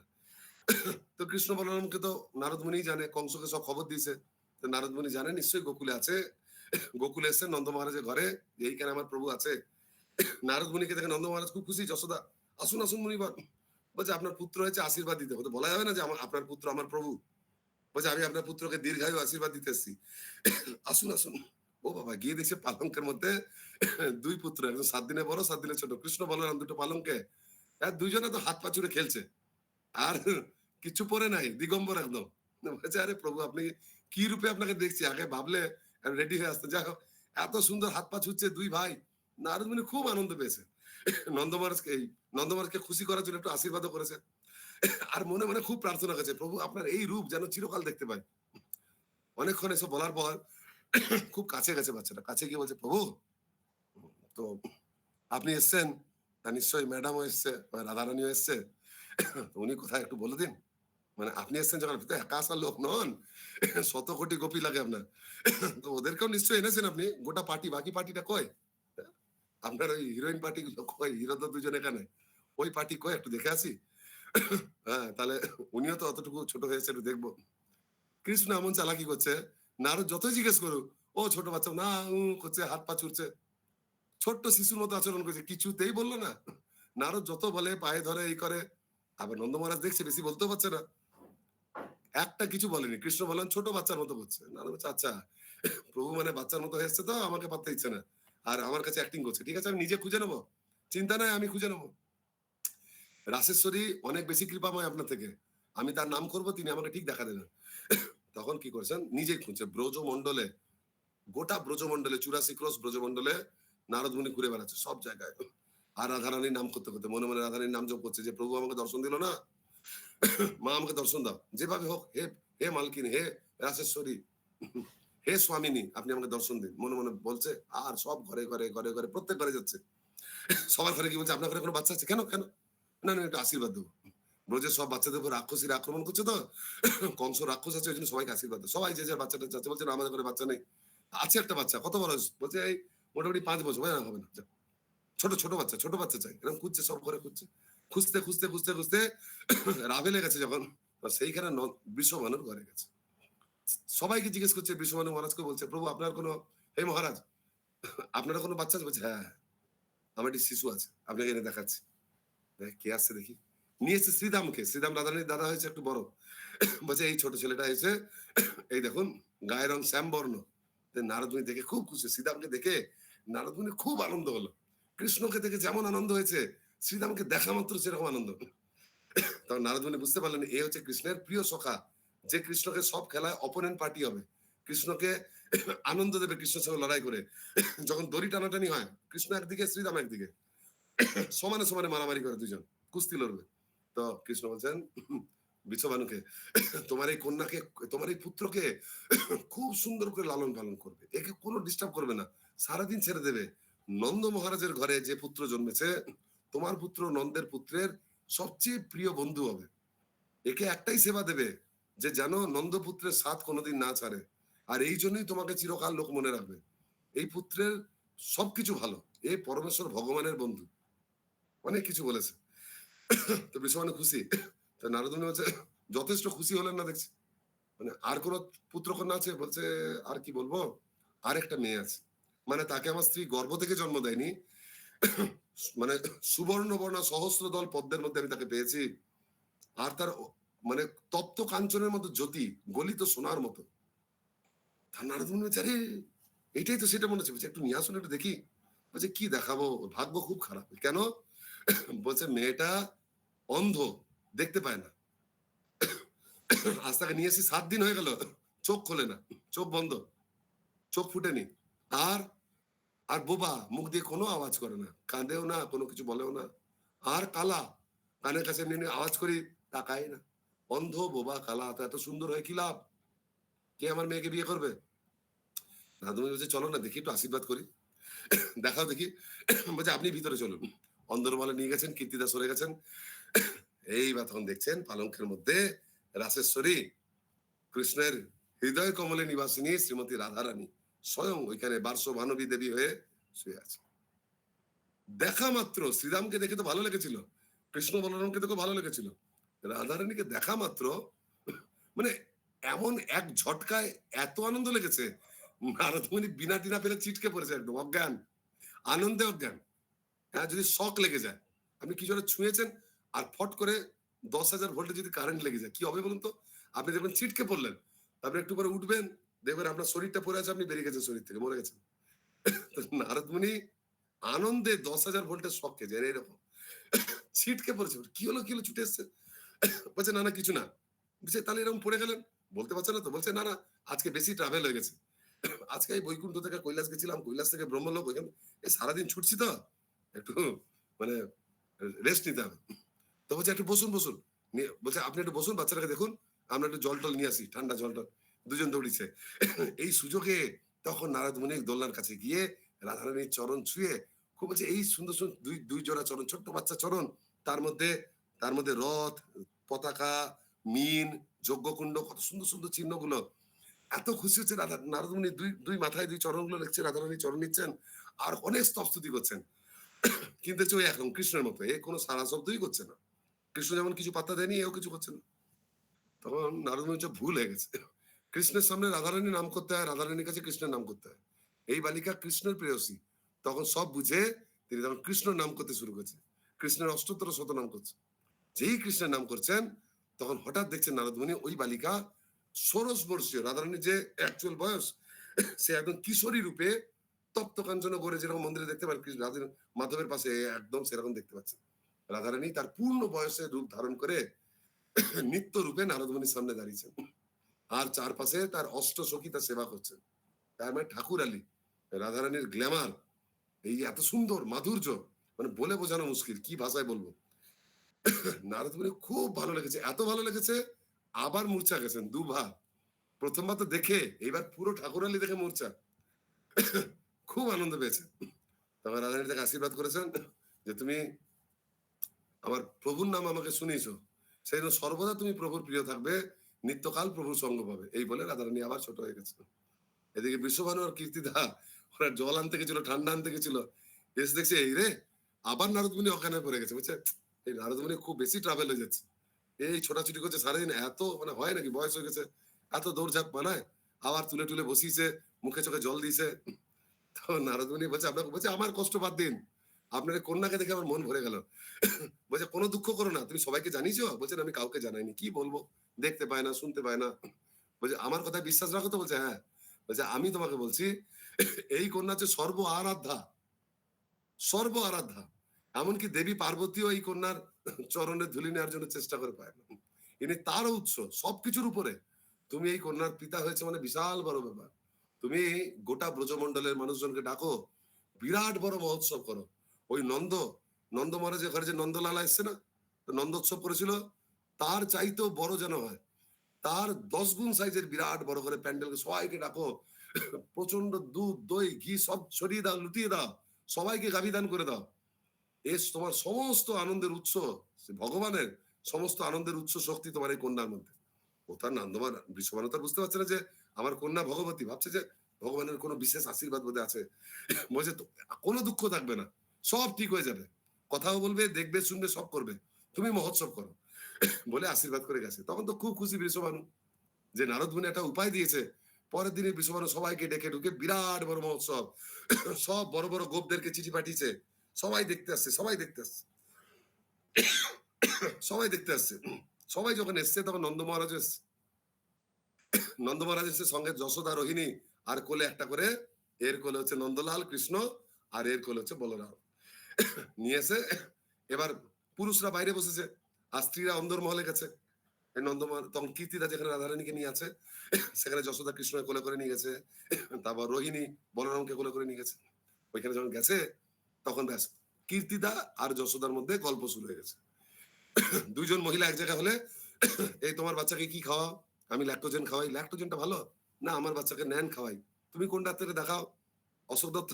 এরকম দুইজন মাতাজি এক জায়গায় হলে চালু হয়ে যায়, কোন কোম্পানির জুতো পরাচ্ছ, সেরেলাক খাওয়াচ্ছ না, এদের চালু হয়ে গেছে গল্প। আর যেই চালু হয়ে গেছে আর খেয়ালই নাই, কৃষ্ণকে পাশে বসিয়ে দিচ্ছে, ও পাশে কত সুসুর করে নেমে একদম সুন্দর করে গিয়ে রাধারানী দোলনার পালকের পাশে গিয়ে দেখছে উঁকি মেরে যে আমার আমার প্রেয়সী রাধাকে আমি যে ছেড়ে দিয়েছিলাম গোলককে কেমন আছে, উঁকি মেরে দেখছে। আর রাধারানী চোখ বন্ধ ছিল, রাধারানী প্রতিজ্ঞাই করেছিল এই জড় জগতে কোথাও দর্শন দেবেন না, তিনি খালি কৃষ্ণ দর্শন করবেন। আমরা আগের দিন বললাম না, কৃষ্ণময়ী রাধা, এই অন্তরে বাহিরে সর্বত্র খালি কৃষ্ণই দেখেন। তিনি যে কৃষ্ণ গন্ধ পেয়েছেন, মানে বাতাস যখন কৃষ্ণময় হয়েছে, কৃষ্ণের গায়ে বায়ু লেগে সেই বায়ু যখন ভেসে রাধিকার নাকে এসছে, রাধারানী তখন বুঝেছে আমার প্রভু এসে। এই যে গন্ধ পেয়ে তাকিয়ে দেখছে সুন্দর সুন্দর দুটি পদ্ম পলাশ লোচন, আর সেই বদমাইশি হাসি, বদমাইশি যুক্ত সেই সেই যাকে তিনি লম্পট বলে গালি দিয়েছিলেন, সেই বাচ্চা ছোট্ট সুন্দর মুখ। তাই রাধারানী কৃষ্ণকে 16 বছরে দেখেন, কখনো এত ছোট বাচ্চা দেখেনি, 1 মাসের বাচ্চা। এই রূপটাতে খুব খুশি হয়েছে, তার রাধারানী খিলখিল করে হেসে উঠেছে। আর যে আওয়াজ করে হেসেছে, সবাই ছুটে এসেছে, কে হাসলো কে হাসলো, তখন দেখছে বৃষভানু যে আমার এই ছোট্ট কন্যা, যাকে নিয়ে আমি এত আনন্দ পাচ্ছিলাম, কিন্তু না কথা বলতে পারছিল না, তাকাচ্ছিল না, শুনছিল, এখন দেখছি হাসছে, শুনছে, কথা বলছে। এটা এত ভালো, এত ভালো লাগলো। তখন বিশ্বভানু মহারাজ সবাইকে নিয়ে আরো অনেক বিরাট বড় করে অনুষ্ঠান করলেন। তারপর বিশ্বভানু এক সময় নন্দ মহারাজকে বলেই ফেললেন যে তোমার পুত্রকে দেখে আমার কন্যা চোখ চোখ খুলেছে, তাহলে আমার পুত্র কন্যা হচ্ছে তোমার পুত্রের জন্যই তৈরি। আমি একে তোমার ছেলের সঙ্গে বিয়ে দেবো। বিয়ের কথা হয়ে গেছিল, কিন্তু পরে পৌর্ণমাসী দেবী দেখলে রে আবার যদি এদের বিয়ে হয়ে যায় তাহলে তো আবার ছাড়াছাড়ি হবে না, শ্রীরাম অভিশাপ দিয়েছে, তো ওইসব কি হবে, সেই জন্য ইচ্ছা করে তিনি বিয়েটা ভাঙিয়ে দিলেন। আর পরে রাধারানীর বিবাহ হয়ে গেল অভিমন্যুর সঙ্গে। যা বটে থাকতো অভিমন্যু, যার আরেক নাম হচ্ছে আয়ান ঘোষ। অভিমন্যুকে ছোট করে বলে আয়ান, মানে অর্জুনের পুত্র অভিমন্যু না, একজন গোপ ছিল, তার নাম হচ্ছে অভিমন্যু। আর মা যশোদার যেখানে বাপের বাড়ি ছিল সেইখানে এই ওই অভিমন্যুরও মায়ের বাড়ি ছিল। সেই হিসেবে মা যশোদা অভিমন্যুর অভিমন্যুর মাকে ওই কাকিমা মাসিমা এরকম বলতো। সেই হিসেবে অভিমন্যু আর মা যশোদা হচ্ছে ভাই বোন। সেই জন্য অভিমন্যু স্ত্রী মানে রাধারানীকে অনেকে কৃষ্ণের মামি বলে, বুঝলেন? আসলে মামি টামি নয়, গ্রাম সম্পর্কে। যেমন চাঁদ কাজী মহাপ্রভুকে বলছে আমি তোমার মামা হই, ওই রকম টাইপ। তো এইভাবে পরে বিবাহ হলো। আর একটা যোগী ছিল এর আগের জন্মে, যে অনেক তপস্যা করেছিল কৃষ্ণের আগের কল্পে। কৃষ্ণ যখন বর দিতে গেছে, কি বর দেবো, তো বলছে তোমার যে অন্তরঙ্গা শক্তি, তোমার যে পত্নী, বলছে হ্যাঁ, তাকে আমার পত্নী করে দিতে হবে, আমি দেখবো তুমি পারো কিনা, তুমি কত ভক্ত বৎসল। তখন কৃষ্ণ বলছে তাই হবে। তো কি হলো, কৃষ্ণের ছায়া থেকে অভিমন্যু তৈরি হয়েছে। অভিমন্যু অন্য কেউ নয়, কৃষ্ণই। কৃষ্ণের ছায়া থেকে অভিমন্যু সৃষ্টি। আর এই অভিমন্যুর মধ্যে সেই যোগী ছিল যারা রাধারানীকে বিবাহ তো করেছিল, কিন্তু কোনোদিন তাকে স্পর্শ পর্যন্ত করতে পারে। যাই হোক, তো এইভাবে রাধারানীর চক্ষু উন্মিলন হলো, আর বিরাট বড় মহোৎসব হলো। এই রাধারানী ব্রজের শ্রেষ্ঠতম নায়িকা, তিনি সর্বশ্রেষ্ঠা কৃষ্ণ প্রেয়সী, তার উপরে আর কেউ হয় না। এখানে আর একটা ছোট্ট ছোট্ট কাহিনী বলা ছিল, সেটা আমাদের একটুখানি 5 মিনিটের। যে কৃষ্ণের সঙ্গে ভক্তরা 5 রসে ব্রজমণ্ডলে মিলিত হয়। 5 রসে, শান্ত শান্ত রসে খালি তাকে দর্শন করে খুশি হয়। যেমন যেমন গাভীগুলো, বাছুরগুলো, পাথর, তার তার ধুতি, উত্তরীয়, এই সবকিছু, এদের সবার প্রাণ আছে, নিষ্প্রাণ নয়। তারপর হচ্ছে দাস্যরস, যার নন্দ মহারাজের চাকর বাকরেরা যারা কৃষ্ণ সেবা করে। তার উপরে হচ্ছে সখ্য, কৃষ্ণ সখারা যারা বন্ধুত্বের মতো তার সঙ্গে মিশে। তার উপরে বাৎসল্য, পিতামাতা। তার উপরে যে মাধুর্য। এখন উপরের রসটার মধ্যে নিচের রসটা আছে, মানে 1 টাকা, 2 টাকা, 3 টাকা, 4 টাকা, 5 টাকা। 2 টাকার মধ্যে 1 টাকা আছে, সেরকম দাস্যের মধ্যে শান্ত আছে। আবার 3 টাকার মধ্যে 2 টাকা আছে, মানে সক্ষর মধ্যে দাস্য আর শান্ত দুটোই আছে। বাৎসল্যের মধ্যে দাস্য, শান্ত আর সক্ষ 3টেই আছে। আর মাধুর্য রসের মধ্যে বাকি 4টে রসই আছে। আর এই মাধুর্য রসের শ্রেষ্ঠ নায়িকা হচ্ছেন শ্রীমতী রাধারানী। এইদিকে নন্দ যশোদা হচ্ছেন বাৎসল্য রসের মুখ্য ভক্ত। তাই নন্দ মহারাজের স্থান আর যশোদার স্থান যদিও মা হিসেবে সবার উপরে, কিন্তু রাধারানীর স্থান তাদের থেকেও উপরে। কারণ তিনি সর্বপ্রকারে কৃষ্ণ সেবা করতে পারেন, যেটা এরা পারে না। একদিন কৃষ্ণ ব্রজমন্ডলে গোপী, মানে সকাল হলেই গোপ সখাগুলো রেডি থাকতো। সকাল হলে মা টিফিন বেঁধে দিত, আর কৃষ্ণ সব বন্ধুদেরকে নিয়ে গরু বাছুর নিয়ে বেরিয়ে পড়তো। সারা দিন ভোরে চড়ে বেড়াতো ছোট কোম্পানি, সারা দিন চড়ে সন্ধ্যেবেলায় ফিরতো। আর রাধারানী গোপীরা সারাদিন অপেক্ষা করতো, দেখবো দেখবো, সারাদিন দেখতে পেত না। একটু বড় হলে তারপর, ছোটবেলা সারাদিন দেখতে পেত না, তখন তার জল আনতে দিতে যেত না, ওরা অপেক্ষা করতো কখন কৃষ্ণ আসবে। ওই সকালবেলায় সবার সামনে হেঁটে চলে গেছে প্রসেশনের মতো, ওই যে দেখেছে, আবার সন্ধ্যেবেলা সামনে দিয়ে ফিরে আসে, এইটুকুই দেখতে পেত। তো রাধারানী খুব খারাপ লাগতো, তো আমি কখনো দেখতে পাই না। তো সেই জন্য এক সময় রাধারানী খুব মান হয়েছে, খুব মান হয়েছে, যে আমি কৃষ্ণের কথাই বলবো না, কৃষ্ণ দর্শন দেয় না। তখন কৃষ্ণ বুঝতে পেরেছে রাধারানী তার কয়েকদিন দেখা হচ্ছে, কথা বলছে না।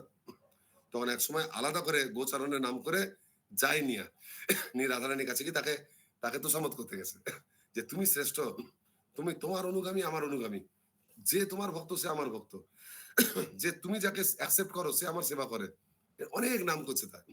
রাধারানী বলছে দূর, তোমার ওই কথাতে আমার মন উঠছে না, তোমার ওই কথা মন উঠছে না, তুমি আমাকে দর্শনই দাও না। আমার চেয়ে তো গোপ সখারা ভালো, সারাদিন পায়।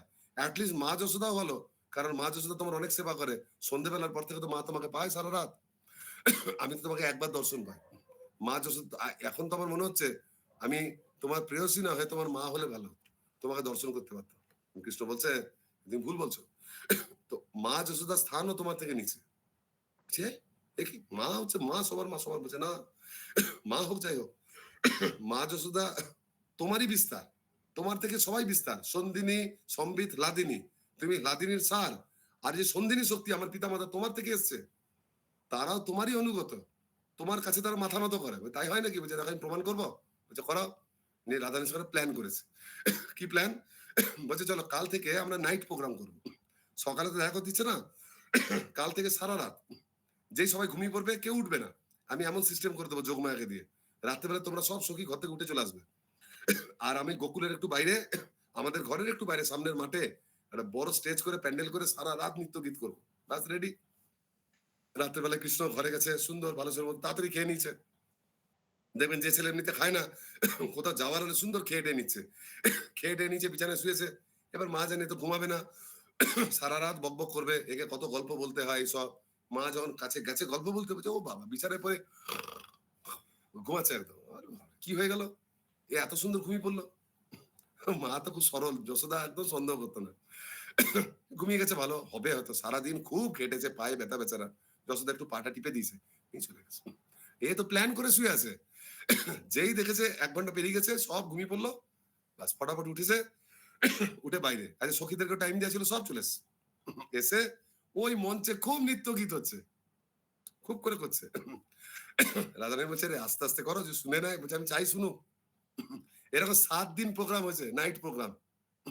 হ্যাঁ 7 রাত, মানে 7 নাইট প্রোগ্রাম হয়েছে। সখীরা খুব খুশি যে আমরা সারাদিন পাই না, আমাদেরকে খুব সময় দিচ্ছে কৃষ্ণ। 7 রাত প্রোগ্রামের পর 8 দিনের দিন কৃষ্ণের ইচ্ছাতে মা যশোদা শুনতে পেরেছে রাত্রেবেলে মাঝরাতে কোথায় আওয়াজ। আমরা বলি না রে মাঝরাতে কোথায় ঢিপ ঢিপ ঢিপ ঢিপ আওয়াজ হচ্ছে। তখন কেউ বলে আরে ওই ওদিকে নবান্ন হচ্ছে, ওদিকে এই হচ্ছে, এই অমুক পূজা, তার জন্য বক্স লাগিয়েছে ঢিপ ঢিপ ঢিপ ঢিপ সারাদিন। মাঝ হচ্ছে রাত্রেবেলায় কে মৃদঙ্গ বাজাচ্ছে রে বাবা, রাত 2টোর সময় কিসের মঙ্গল আরতি হচ্ছে। দেখি তো একটু উঠে, উঠে দেখছে ছাদ থেকে যে একটু দূরে কোন একটা কিছু একটা হচ্ছে, কেউ প্রদীপ টদীপ জ্বালিয়েছে, কি কি হচ্ছে রে বাবা।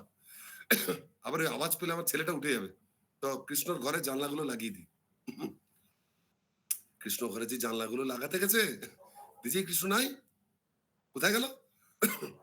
তখন ভাবছে 2 আর 2 4, ওই যে ওখানে ওই আওয়াজ শুনে ওটা দেখতে যায়নি তো, নিশ্চয়ই হবে ওখানে কিছু আওয়াজ হচ্ছে, চলে গেছে, যাই নিয়ে নিয়ে আসে। যশোদা কাউকে না বলে নিজের এক দাসীকে, কাউকে নেয়নি, দাসীকেও নেয়নি, ঘর খুলে ঘরের সামনে একটু সামনে গেছে, গিয়ে দেখতে অবাক, আরে কৃষ্ণ দেখতে কি গেছে, কৃষ্ণই তো ওখানে মেন স্টেজে চেপে নাচছে। সখীরা কেউ বিনা বাজাচ্ছে, কেউ মৃদঙ্গ পাখোয়া, কেউ মঞ্জিরা বাজাচ্ছে, রাধারানী কীর্তন করছে, তাল দিচ্ছে, আর কৃষ্ণ খুব নাচছে। মাঝে তো মাথা গরম হয়ে গেছে, সবাইকে বকছে, বলছি তোদের কোনো কাণ্ড কেন নেই, তোরা তো সারাদিন ঘরে বসতে। আমার ছেলেটা ছোটবেলা কাল সকালে সকাল হলে পরে 7টা 8টার সময় বেরিয়ে যায়, সারাদিন বেচারা ব্রজের বনে বনে গরু বাছুর চড়ায়, ছোট ছোট পা গুলো ব্যথা হয়ে যায়। আজকে বেচারা এত কষ্ট যে বিছানে চেপেই ঘুমিয়ে পড়েছে, গত 7 দিন 8 দিন ধরে আমাকে পর্যন্ত মানে গান শোনাতে, ঘুম পাড়ানি গান শোনাতে দিচ্ছে না, এত কষ্ট হচ্ছে। তোরা রাত্রেবেলা ওকে উঠিয়ে ওকে নাচাচ্ছিস। অনেক বকেছে, সবাই বকা খেয়ে নিছে, চল এক্ষুনি আমার ছেলেকে ফেরত দে। আমার রাধারানী বলছে আরে মাইয়া শোনো শোনো মাই, মা যশোদা শোনো, কৃষ্ণ তোমার ছেলে, তুমি ওকে ভালোবাসো, হ্যাঁ কেন অসুবিধা না, না ঠিক আছে, কিন্তু তুমি কি করে বুঝে নিচ্ছ যে তোমার ছেলের নামই খালি কৃষ্ণ, আর কেউ হতে পারে তো বলো, হতে পারে কিনা, কারণ আরো কারো নাম তো কৃষ্ণ হতে পারে। বলছে হ্যাঁ হতে পারে, রাম তো অনেক নাম ছিল, দাশরথী রাম, জামদগ্ন রাম, শঙ্কর্ষণ রাম, কৃষ্ণ অনেক হতে পারে। তা এই যে কৃষ্ণ নাচছে না স্টেজে, এ অন্য কৃষ্ণ, তোমার ছেলে নয়, এ আমাদের কৃষ্ণ, আমরা ওকে স্পেশাল মন্থুরা থেকে ভাড়া করে এনেছি, নাইট শো হচ্ছে অন্য, আমাদের কৃষ্ণ, তোমার কৃষ্ণ নয়। মা বলছে বোকা পেয়েছি, নাম না হলো, আমি আমার ছেলেকে চিনি না, হ্যাঁ কিরকম দেখতে, এই তো চোখ মুখ, এই তো সব আমার ছেলে। তুমি ভুল দেখছো। বলছে আমি কি কানা হয়ে গেছি, বলছে হতে পারে, সেটা আমরা কি করে জানি, তুমি চশমা নিয়ে আসো, চশমা পরে দেখো, তোমার ছেলে নয়। আরো যশোদা রেগে যাচ্ছে, বলছে রাগ কেন করছো, এটা আমাদের তোমার ছেলে হলে এখানে কেন নাচতো, আর তোমার ছেলে হচ্ছে গোপের ছেলে, কোনোদিন তুমি নাচ শিখিছ, তোমরা নাচ গান জানো, তো কোথা থেকে নাচ জানবে, এত সুন্দর তালে তালে নাচতে পারে, তোমার ছেলে তো গরু বাছুরের সময় নাচে, হ্যাঁ এটা তোমার ছেলে নয়। এবার ভাবুন আপনি নিজের লোককে দেখতে পাচ্ছেন। বলছে একটা কথা শোনো, রাধেন বলছে একটা কথা শোনো মা, কি তুমি একটু ঘরে যাও, যে খাটে কৃষ্ণ শুয়েছিল একবার দেখে আসো, ভালো করে দেখে আসো, ঠিক দেখেছো কিনা। যতদিন যাচ্ছে আমি এক্ষুনি আসছি, রসম মনে মনে ভাবছে থাকবে তো না, গিয়ে একটা দড়ি নিয়ে আসছি, বেঁধে নিয়ে যাবো। ঘরে গেছে, কি মনে হচ্ছে আমার দেখতে গেছে, ও মা গিয়ে দিচ্ছে খাটে ছেলেটা ঘুমাচ্ছে, যেমন ঘুমাচ্ছিল তেমনি ঘুমাচ্ছে, একদম নাক ডেকে ডাকলো একবার, ও আর ঘুমাচ্ছে না, হ্যাঁ সরিয়ে দাও, হাত সরিয়ে আবার নাক ডেকে ঘুমাচ্ছে। আবার দেখতে এসছে, দেখছি এই ছেলে তো নাচছে। তখন যশোদা বলছে, হ্যাঁ তাই তো, এ তো অন্য কৃষ্ণ, আমার ছেলে তো আমার কানাই তো ঘরে ঘুমাচ্ছে। ভাই তাকে বললাম, তুমি মিশামিশি আমাদেরকে গালিগালাজ করছো। তখন যশোদা সঙ্গে করে বলছে, না না আমি তোমাকে অনেক মিষ্টি খাবো, অনেক কিছু দেবো, চিন্তা করো না, ভুল হয়ে গেছে। কিন্তু আমি খালি ভাবছি যে এই ছেলেটা হুবহু আমার ছেলের মতো। আর কৃষ্ণ শিখিয়ে রেখেছিল সবাইকে কি বলতে হবে। তো রাধারানী ইচ্ছা করে বলছে, তোমার ছেলের মতো হুবহু কোথায়? বলছে ওইরকমই দেখতে। বলছে "ধ্যাৎ, তোমার ছেলে কেমন দেখতে, একে কত সুন্দর দেখতে। আর তোমার ছেলে কেমন দেখতে, কালো ভেদরা, এও তো কালো। বলছে এ কত সুন্দর। তখন যশোদা রাগ হচ্ছে, বলছে আমার ছেলে একই এরকম ভালো দেখতে। বলছে এত ভালো দেখতে না, যদি বা দেখতে হয় এত সুন্দর গান করতে পারে, এত সুন্দর নাচতে পারে, আমার ছেলে গলা শুনিস নি? বলছে যা তোমার ছেলেকে বাদ দাও, এ ভালো, আমরা বাইরে থেকে পার্টি নিয়ে এসেছি, এ দারুণ গায়ে নাচ করে। বলছে আমার ছেলে ভালো নাচ গান করতে পারে? বলছে হ্যাঁ, তোমার ছেলে গরুর ভাষায় গান করতে হাম্বা বলে গান করে, আর বাছুরের মতো চার পায়ে নাচে। তোমার ছেলে হচ্ছে গোপ, কিচ্ছু জানে না। এরকম যখন বলে দিছে, মায়ের গায়ে লেগেছে। বলছে তোর এই কৃষ্ণ থেকে আমার ছেলে ভালো নাচতে পারে। বলে তাহলে একটা কম্পিটিশন হয়ে যাক, চ্যালেঞ্জ, একটা কম্পিটিশন হোক, যে জিতবে সে মেনে নেবে। বলছে মেনে নেবো, ঠিক আছে। কবে? ডেট হয়ে গেছে, সামনের সপ্তাহে একটা বড় করে কম্পিটিশন হোক। ঘরে এসে বলেছে নন্দ মহারাজকে যে তুমি বড় বড় গাবাই ডেকে আনো, বড় বড় নাচের টিচার, কৃষ্ণ নাচবে। সব রেডি, নন্দ মহারাজ টাকা পয়সা খরচা করছে, প্রোগ্রাম স্পন্সর করছে, বিরাট বড় স্টেজ, হ্যান্ডবিল বাটা হয়ে গেছে, লিফলেট বেটে দিয়েছে। এবার নন্দ মহারাজ বড় বড় লোক ডাকছে। কাকে ডাকছেন? নারদ মুনি তো প্রায় আসতো, নারদ মুনির মাধ্যমে গন্ধর্বদেরকে ডেকে এনেছে, ওরা জাজ হবে, মৃদঙ্গ বাজাবে। রাধারানী রেডি, সব জায়গায় রেডি। নির্দিষ্ট দিনে তখন যশোদা কৃষ্ণকে সাজিয়ে গুছিয়ে নিয়ে গেছে। রাধারানী ওই কৃষ্ণকে নিয়ে গেছে, মানে এক কৃষ্ণ দুই হয়ে গেছে, দুজনই একজনই, দুজনকে নিয়ে গেছে। রাধারানী বলছে দেখো আমার কৃষ্ণ। তো রাধারানী বলছে দাঁড়া দাঁড়া, এক কাজ করি বুঝলে, আবার একটু পরে তুমি বলবে যে এইটা তোমার কৃষ্ণ, যখন আমারটা তো ফার্স্ট হবে জানা আছে, আমারটা যখন জিতবে তোমারটা হারবে, তখন তুমি বলবে এই বালি সুগ্রীবের মতো গুলিয়ে গেছে, ওইটা আমার কৃষ্ণ। ওইসব চলবে না, আমি এক কাজ করি, আমার কৃষ্ণের কপালে আমি চন্দন দিয়ে এঁকে দেবো, মানে সুন্দর করে তিলকের দুই পাশে চন্দন দিয়ে কৃষ্ণ অনেক কলকা করে দিয়েছে, দুই পাশে সুন্দর করে, এত সুন্দর রেখে দিয়েছে। মা যশোদার মাঝে মাঝে নিজের কৃষ্ণর দিকে তাকাচ্ছে, আর রাধার কৃষ্ণ ওকে বেশি ভালো লেগে যাচ্ছে। বলছে কি হচ্ছে? বলছে না না অমনি করেছিল, এটা আমার ছেলে। বলছে ভালো করে নাচবি তো, এদের একদম গর্ব অহংকার চূর্ণ করে দেবে, ঠিক আছে। এবারে নৃত্য শুরু হয়েছে দুই পক্ষের। দুই কৃষ্ণ এত সুন্দর নৃত্য করছে, লোকে তো এক কৃষ্ণকে দেখে সবাই খুশি হয়, তার মধ্যে ডবল দেখছে, তার মধ্যে আবার দুজন নৃত্য করছে, আর কে না দেখে, রাত দিন দেখে যাচ্ছে। বলছে বহুদিন পেরিয়ে গেছে, কারো কোনো টেরই নাই, ভাবছে 1 ঘন্টা 2 ঘন্টা। গন্ধর্বরা কেউ ঠিক করতে পারছে না যে কে বড় কে ছোট। লাস্টে কনক্লুশন দাঁড়িয়েছে দুইজনই সমান, কেউ কারোর থেকে বড় নয় ছোট নয়, কোনো কনক্লুশনই হলো না, টাই হয়ে গেছে, ম্যাচ ডিসমিস। তখন বলছে ঠিক আছে, তাহলে এবার প্রসাদ টোসাদ সব রেডি করতে হবে, প্রোগ্রাম শেষ, দুজনই সমান। যশোদা বলছে ঘরে চলো, এই সমস্ত গন্ধর্বরা এসছে, এদেরকে খাওয়াতে হবে, সঙ্গে গিফট দিতে হবে, ঘি বেঁধে বেঁধে দেবো, ওদের তো ওইসব গিফট। সবাইকে ঘরে নিয়ে এসছে, ঘরে এসে দেখছে সবাইকে খাইয়ে দাইয়ে কৃষ্ণকে শুয়ে দিয়েছে, ঘরে দিয়েছে, আবার কৃষ্ণ নাই। কৃষ্ণ কোথায় গেল? আমার সঙ্গে তো হাত ধরে ঘরে এসেছিল, আমি তো ওদের গন্ধর্ব থেকে বিদায় করছিলাম, এসে কৃষ্ণ নাই। সারাদিক খুঁজে কৃষ্ণকে, কৃষ্ণ কোথাও কৃষ্ণ খুঁজে পাচ্ছে না, কান্দ কান্দ অবস্থা গেছে, সব দিক খুঁজছে কৃষ্ণকে পাচ্ছে না। তখন বলছে স্টেজে ফেলে আসেনি তো, ছুটতে ছুটে স্টেজে গেছে, কৃষ্ণ স্টেজে দাঁড়িয়েছে, চল। রাধারানী আবার দিচ্ছে, বেচারি এটা তো আমার কৃষ্ণ, ভালো করে দেখো কপালে চন্দন দেওয়া আছে। তখন মা দেখছে তাই তো, আগেরবার কি ছিল, কোনো চিহ্ন ছিল না, মা সন্দেহ করছিল আমার, আবার একটু পরে পেয়ে গেছিল। এইবার মা জানে যে আমার ছেলের কপালে চন্দন নাই, আর রাধার কৃষ্ণের কপালে চন্দন আছে। দেখো কপালে চন্দন, মা দেখছে হ্যাঁ চন্দনটা সে অনেকক্ষণ আগে শুকিয়ে গেছে, এরে এটা তো আমার কৃষ্ণ নয়, আমার কৃষ্ণ কোথায় গেল? এবার যশোদা ভয় হয়ে গেছে, সারা গোকুল খুঁজছে, কোথাও আর কৃষ্ণকে পায় না, আসলে দুই কৃষ্ণ এক হয়ে গেছে। আর কোথাও যখন পাচ্ছে না, তখন লাস্টে রাধারানীর কাছে এসে হাতে পায়ে ধরছে যে তুমি যেখান থেকে হোক আমার কৃষ্ণকে এনে দেবো। আমি কোথা থেকে এনে দেবো, তোমার ছেলেকে আমি কোথা থেকে আনবো, কৃষ্ণ নাই তো নাই।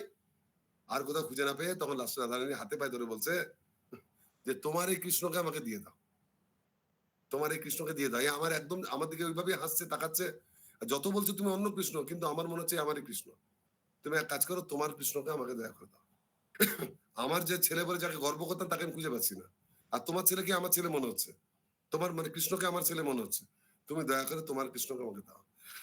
আমি তোমার হাতে ধরছি, তোমার পায়ে পড়ছে। এইভাবে যখন রাধারানী পায়ে গিয়ে পড়ছে, তখন রাধারানী তাড়াতাড়ি করে লজ্জায় তাকে তুলে ধরে বলছে, "না, না, না, পায়ে পড়তে হবে না। আপনি তো সব জায়গায় দেখেছেন ভালো করে। আপনি দেখেছেন কৃষ্ণ ঘরটা?" বলছে, "হ্যাঁ, খাটের উপর শোয়।" বলছে, "খেয়াল করেননি। খাটের তলাটা দেখেছেন?" বলছে, "না তো।" দেখুন একবার। খাটের তলায় গিয়ে দেখছে ওইখানে কৃষ্ণ শুয়ে। মানে কৃষ্ণ আবার চলে গেছে ওখানে। সঙ্গে, সঙ্গে বলছে, "আরে রে! আমি তো খেয়ালই করিনি। এ খাটের তলায় এসে ঘুমাচ্ছে। খাটের তলায় এসে ঘুমাচ্ছে।" আবার কৃষ্ণ বার করেছে, "যা উপরে এসে শো। যা হবে যা নাচলো। খাটের তলায় ঘুমাবে না? তার কোথায় ঘুমাবে?" যখন খাটে যে শোয়াচ্ছে, দেখছে তার কপালে চন্দন। যে আমার কৃষ্ণের কপালে তো চন্দন ছিল না।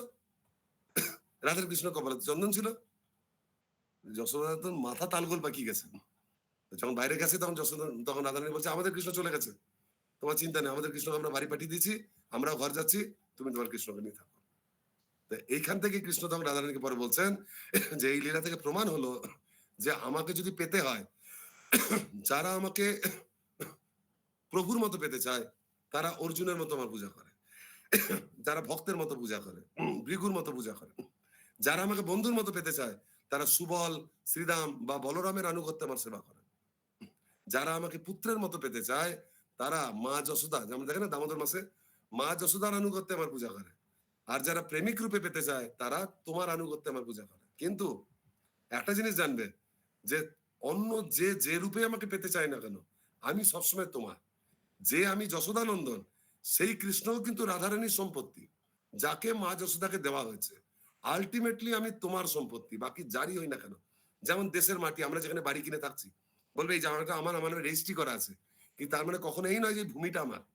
এই আমার মাটি বাড়ির তলায় যদি আমরা তেল খুঁজে পাই, সোনা খুঁজে পাই, পুরোনো দিনের মূর্তি খুঁজে পাই, সরকার এসে নিয়ে চলে যাবে। কারণ জায়গাটা সব সরকারের। ঠিক সেই রকম কৃষ্ণ রাধারানীর সম্পত্তি, তাকে যশোদাকে দেওয়া হয়। বলে এটা তুমিই দাও। সেটা আমি আজকে ভুলকেও প্রমাণ করলাম যে আজ মা যশোদাকে তুমি আমাকে দান করলে, আর সেই জন্য মা যশোদা একরকম ভাবে তোমার চরণে পড়ে আমাকে নিয়ে গেল। তোমার স্থান সবার উপরে। এইভাবে শ্রীমতী রাধারানীর যে মানে দিব্য স্থান, সেটা আরেকবার প্রমাণিত হলো। তিনি হচ্ছেন সর্বশ্রেষ্ঠ কৃষ্ণকান্তা। তো শ্রীমতী রাধারানীর যে ভাব, তার যে বৈশিষ্ট্য, তার যে লীলা, এরকম অনেক লীলা আছে। কিন্তু কি জানেন তো, লীলাগুলো যদি আমরা জড় মন দিয়ে পড়ি, আমরা যেহেতু উচ্চস্তরে ভক্ত নই, এই লীলাগুলো দেখতে থাকি বা যদি এগুলোর অভিনয় দেখি টিভি থেকেও করছে, এগুলো দেখে মনে জড় কাম মনে হয়, জাগতিক স্ত্রী পুরুষের সম্পর্ক বলে মনে হয়। সেই জন্য রাধারানীর লীলাতে বেশি না ঢুকে আমাদের উচিত রাধারানীর তত্ত্ব বেশি বোঝা। শ্রী চৈতন্য চরিতামৃতে আমরা যে আলোচনা করছিলাম, আদি লীলা প্রথম পরিচ্ছেদের চতুর্থ পরিচ্ছেদের যে বিভিন্ন অংশে রাধারানীর মহান মহান সে মাহাত্ম বলা আছে। এই মাহাত্মগুলো ঘরে পাঠ করুন। শ্রীমতী রাধারানীর মানে ভাবে মনকে বিভাবিত করুন। আর আগামীকাল শ্রীমতী রাধারানী আপনি কিভাবে সেবা করবেন সেইটা প্ল্যান করুন। আর সবসময় জানতে হবে সেবা কিন্তু কারো আনুগত্যে হয়। ললিতার মাধ্যমে সেবা না গেলে রাধারানী নেবে না। যেমন দেখবেন অনেকে গুরু পরম্পরা বিহীন ভাবে জন্মাষ্টমী করে, নিয়ে কৃষ্ণকে খুশি করার জন্য এমন এমন জিনিস আনে যা কৃষ্ণকে দেওয়া যায় না। ক্যাডবেরিজ ডেয়ারি মিল্ক নিয়ে আসে, ওর মধ্যে থাকে কোকো। এটা হচ্ছে পাপ। কোন কোন ভক্ত যদি কোকো দেওয়া জিনিস খায়, তাহলে সঙ্গে সঙ্গে তার চারটে নিয়ম ব্রেক হয়। সেইটা নিয়ে কৃষ্ণকে দিয়ে দিচ্ছে, কৃষ্ণকে আইসক্রিম দিয়ে দিচ্ছে, কৃষ্ণকে চকলেট দিচ্ছে। এগুলো কৃষ্ণ পছন্দ নয়। তার পছন্দ গোমাতা, দুধ, দই, ঘি, মাখন, ননি, অথবা আপনি ভালোবেসে নিজের হাতে যা বানাবেন। রাধারানীরও তাই। সেই জন্য গুরুদেবের আদেশে তাদের সেবা করতে হয়। আমরা অনেক সময় বাড়িতে একাকী আমাদের ক্ষমতা নেই, এই জন্য আমরা এক জায়গায় একত্রিত হই। আগামীকাল আমাদের প্যামরা স্থিত ইস্কন মন্দিরে সকলে আসুন। সকলের চরণে আমার বারংবার বিনীত অনুরোধ, আপনারা সকলে আসুন এখানে। আবার কালকে আমরা এই 5 দিন ধরে যে হরিকথা বললাম, কালকে আমরা এই 5 দিন এটাকে জিস্ট করে অল্প আধ ঘন্টা বলবো। আর দেখবেন আপনাদের গ্রুপে একটা কুইজ দেওয়া আছে, আপনারা চাইলে ওগুলো ফিল আপ করতে পারেন।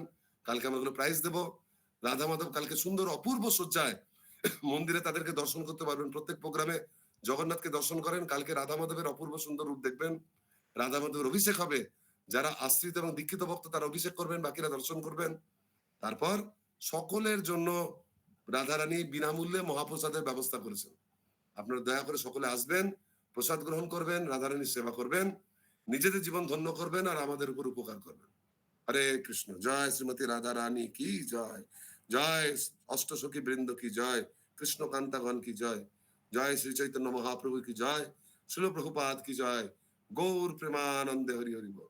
তা এতক্ষণ ধৈর্য সহকারে আমার কথা শুনছেন, অনেকে 5 দিন ধরে শুনছেন, আর বিশেষ করে আজকে আমার অনেকবার ডিস্টারবেন্স হলো, আমাকে অনেকবার মিটিং ছেড়ে দিয়ে ঘরের কাজ নিপটাতে হলো। সেই জন্য আমি বারবার আপনাদের কাছে ক্ষমা প্রার্থী। বাঞ্ছা কল্পতরুভ্যশ্চ কৃপা সিন্ধুভ্য এবচ পতিতানাং পাবনেভ্যো বৈষ্ণবেভ্যো নমঃ। আপনার বৈষ্ণব মানুষ, দয়া করে আমার ধৃষ্টতা মার্জনা করবেন। কারো যদি কোনো প্রশ্ন থাকে বা আগামীকালে রাধাষ্টমী সম্বন্ধে যদি কারো কিছু বক্তব্য থাকে, দয়া করে আমাকে বলতে পারেন, আমি উত্তর দেওয়ার চেষ্টা করব। কারো কিছু বক্তব্য আছে থাকলে আপনারা মাইকটাকে আনমিউট করে বলুন।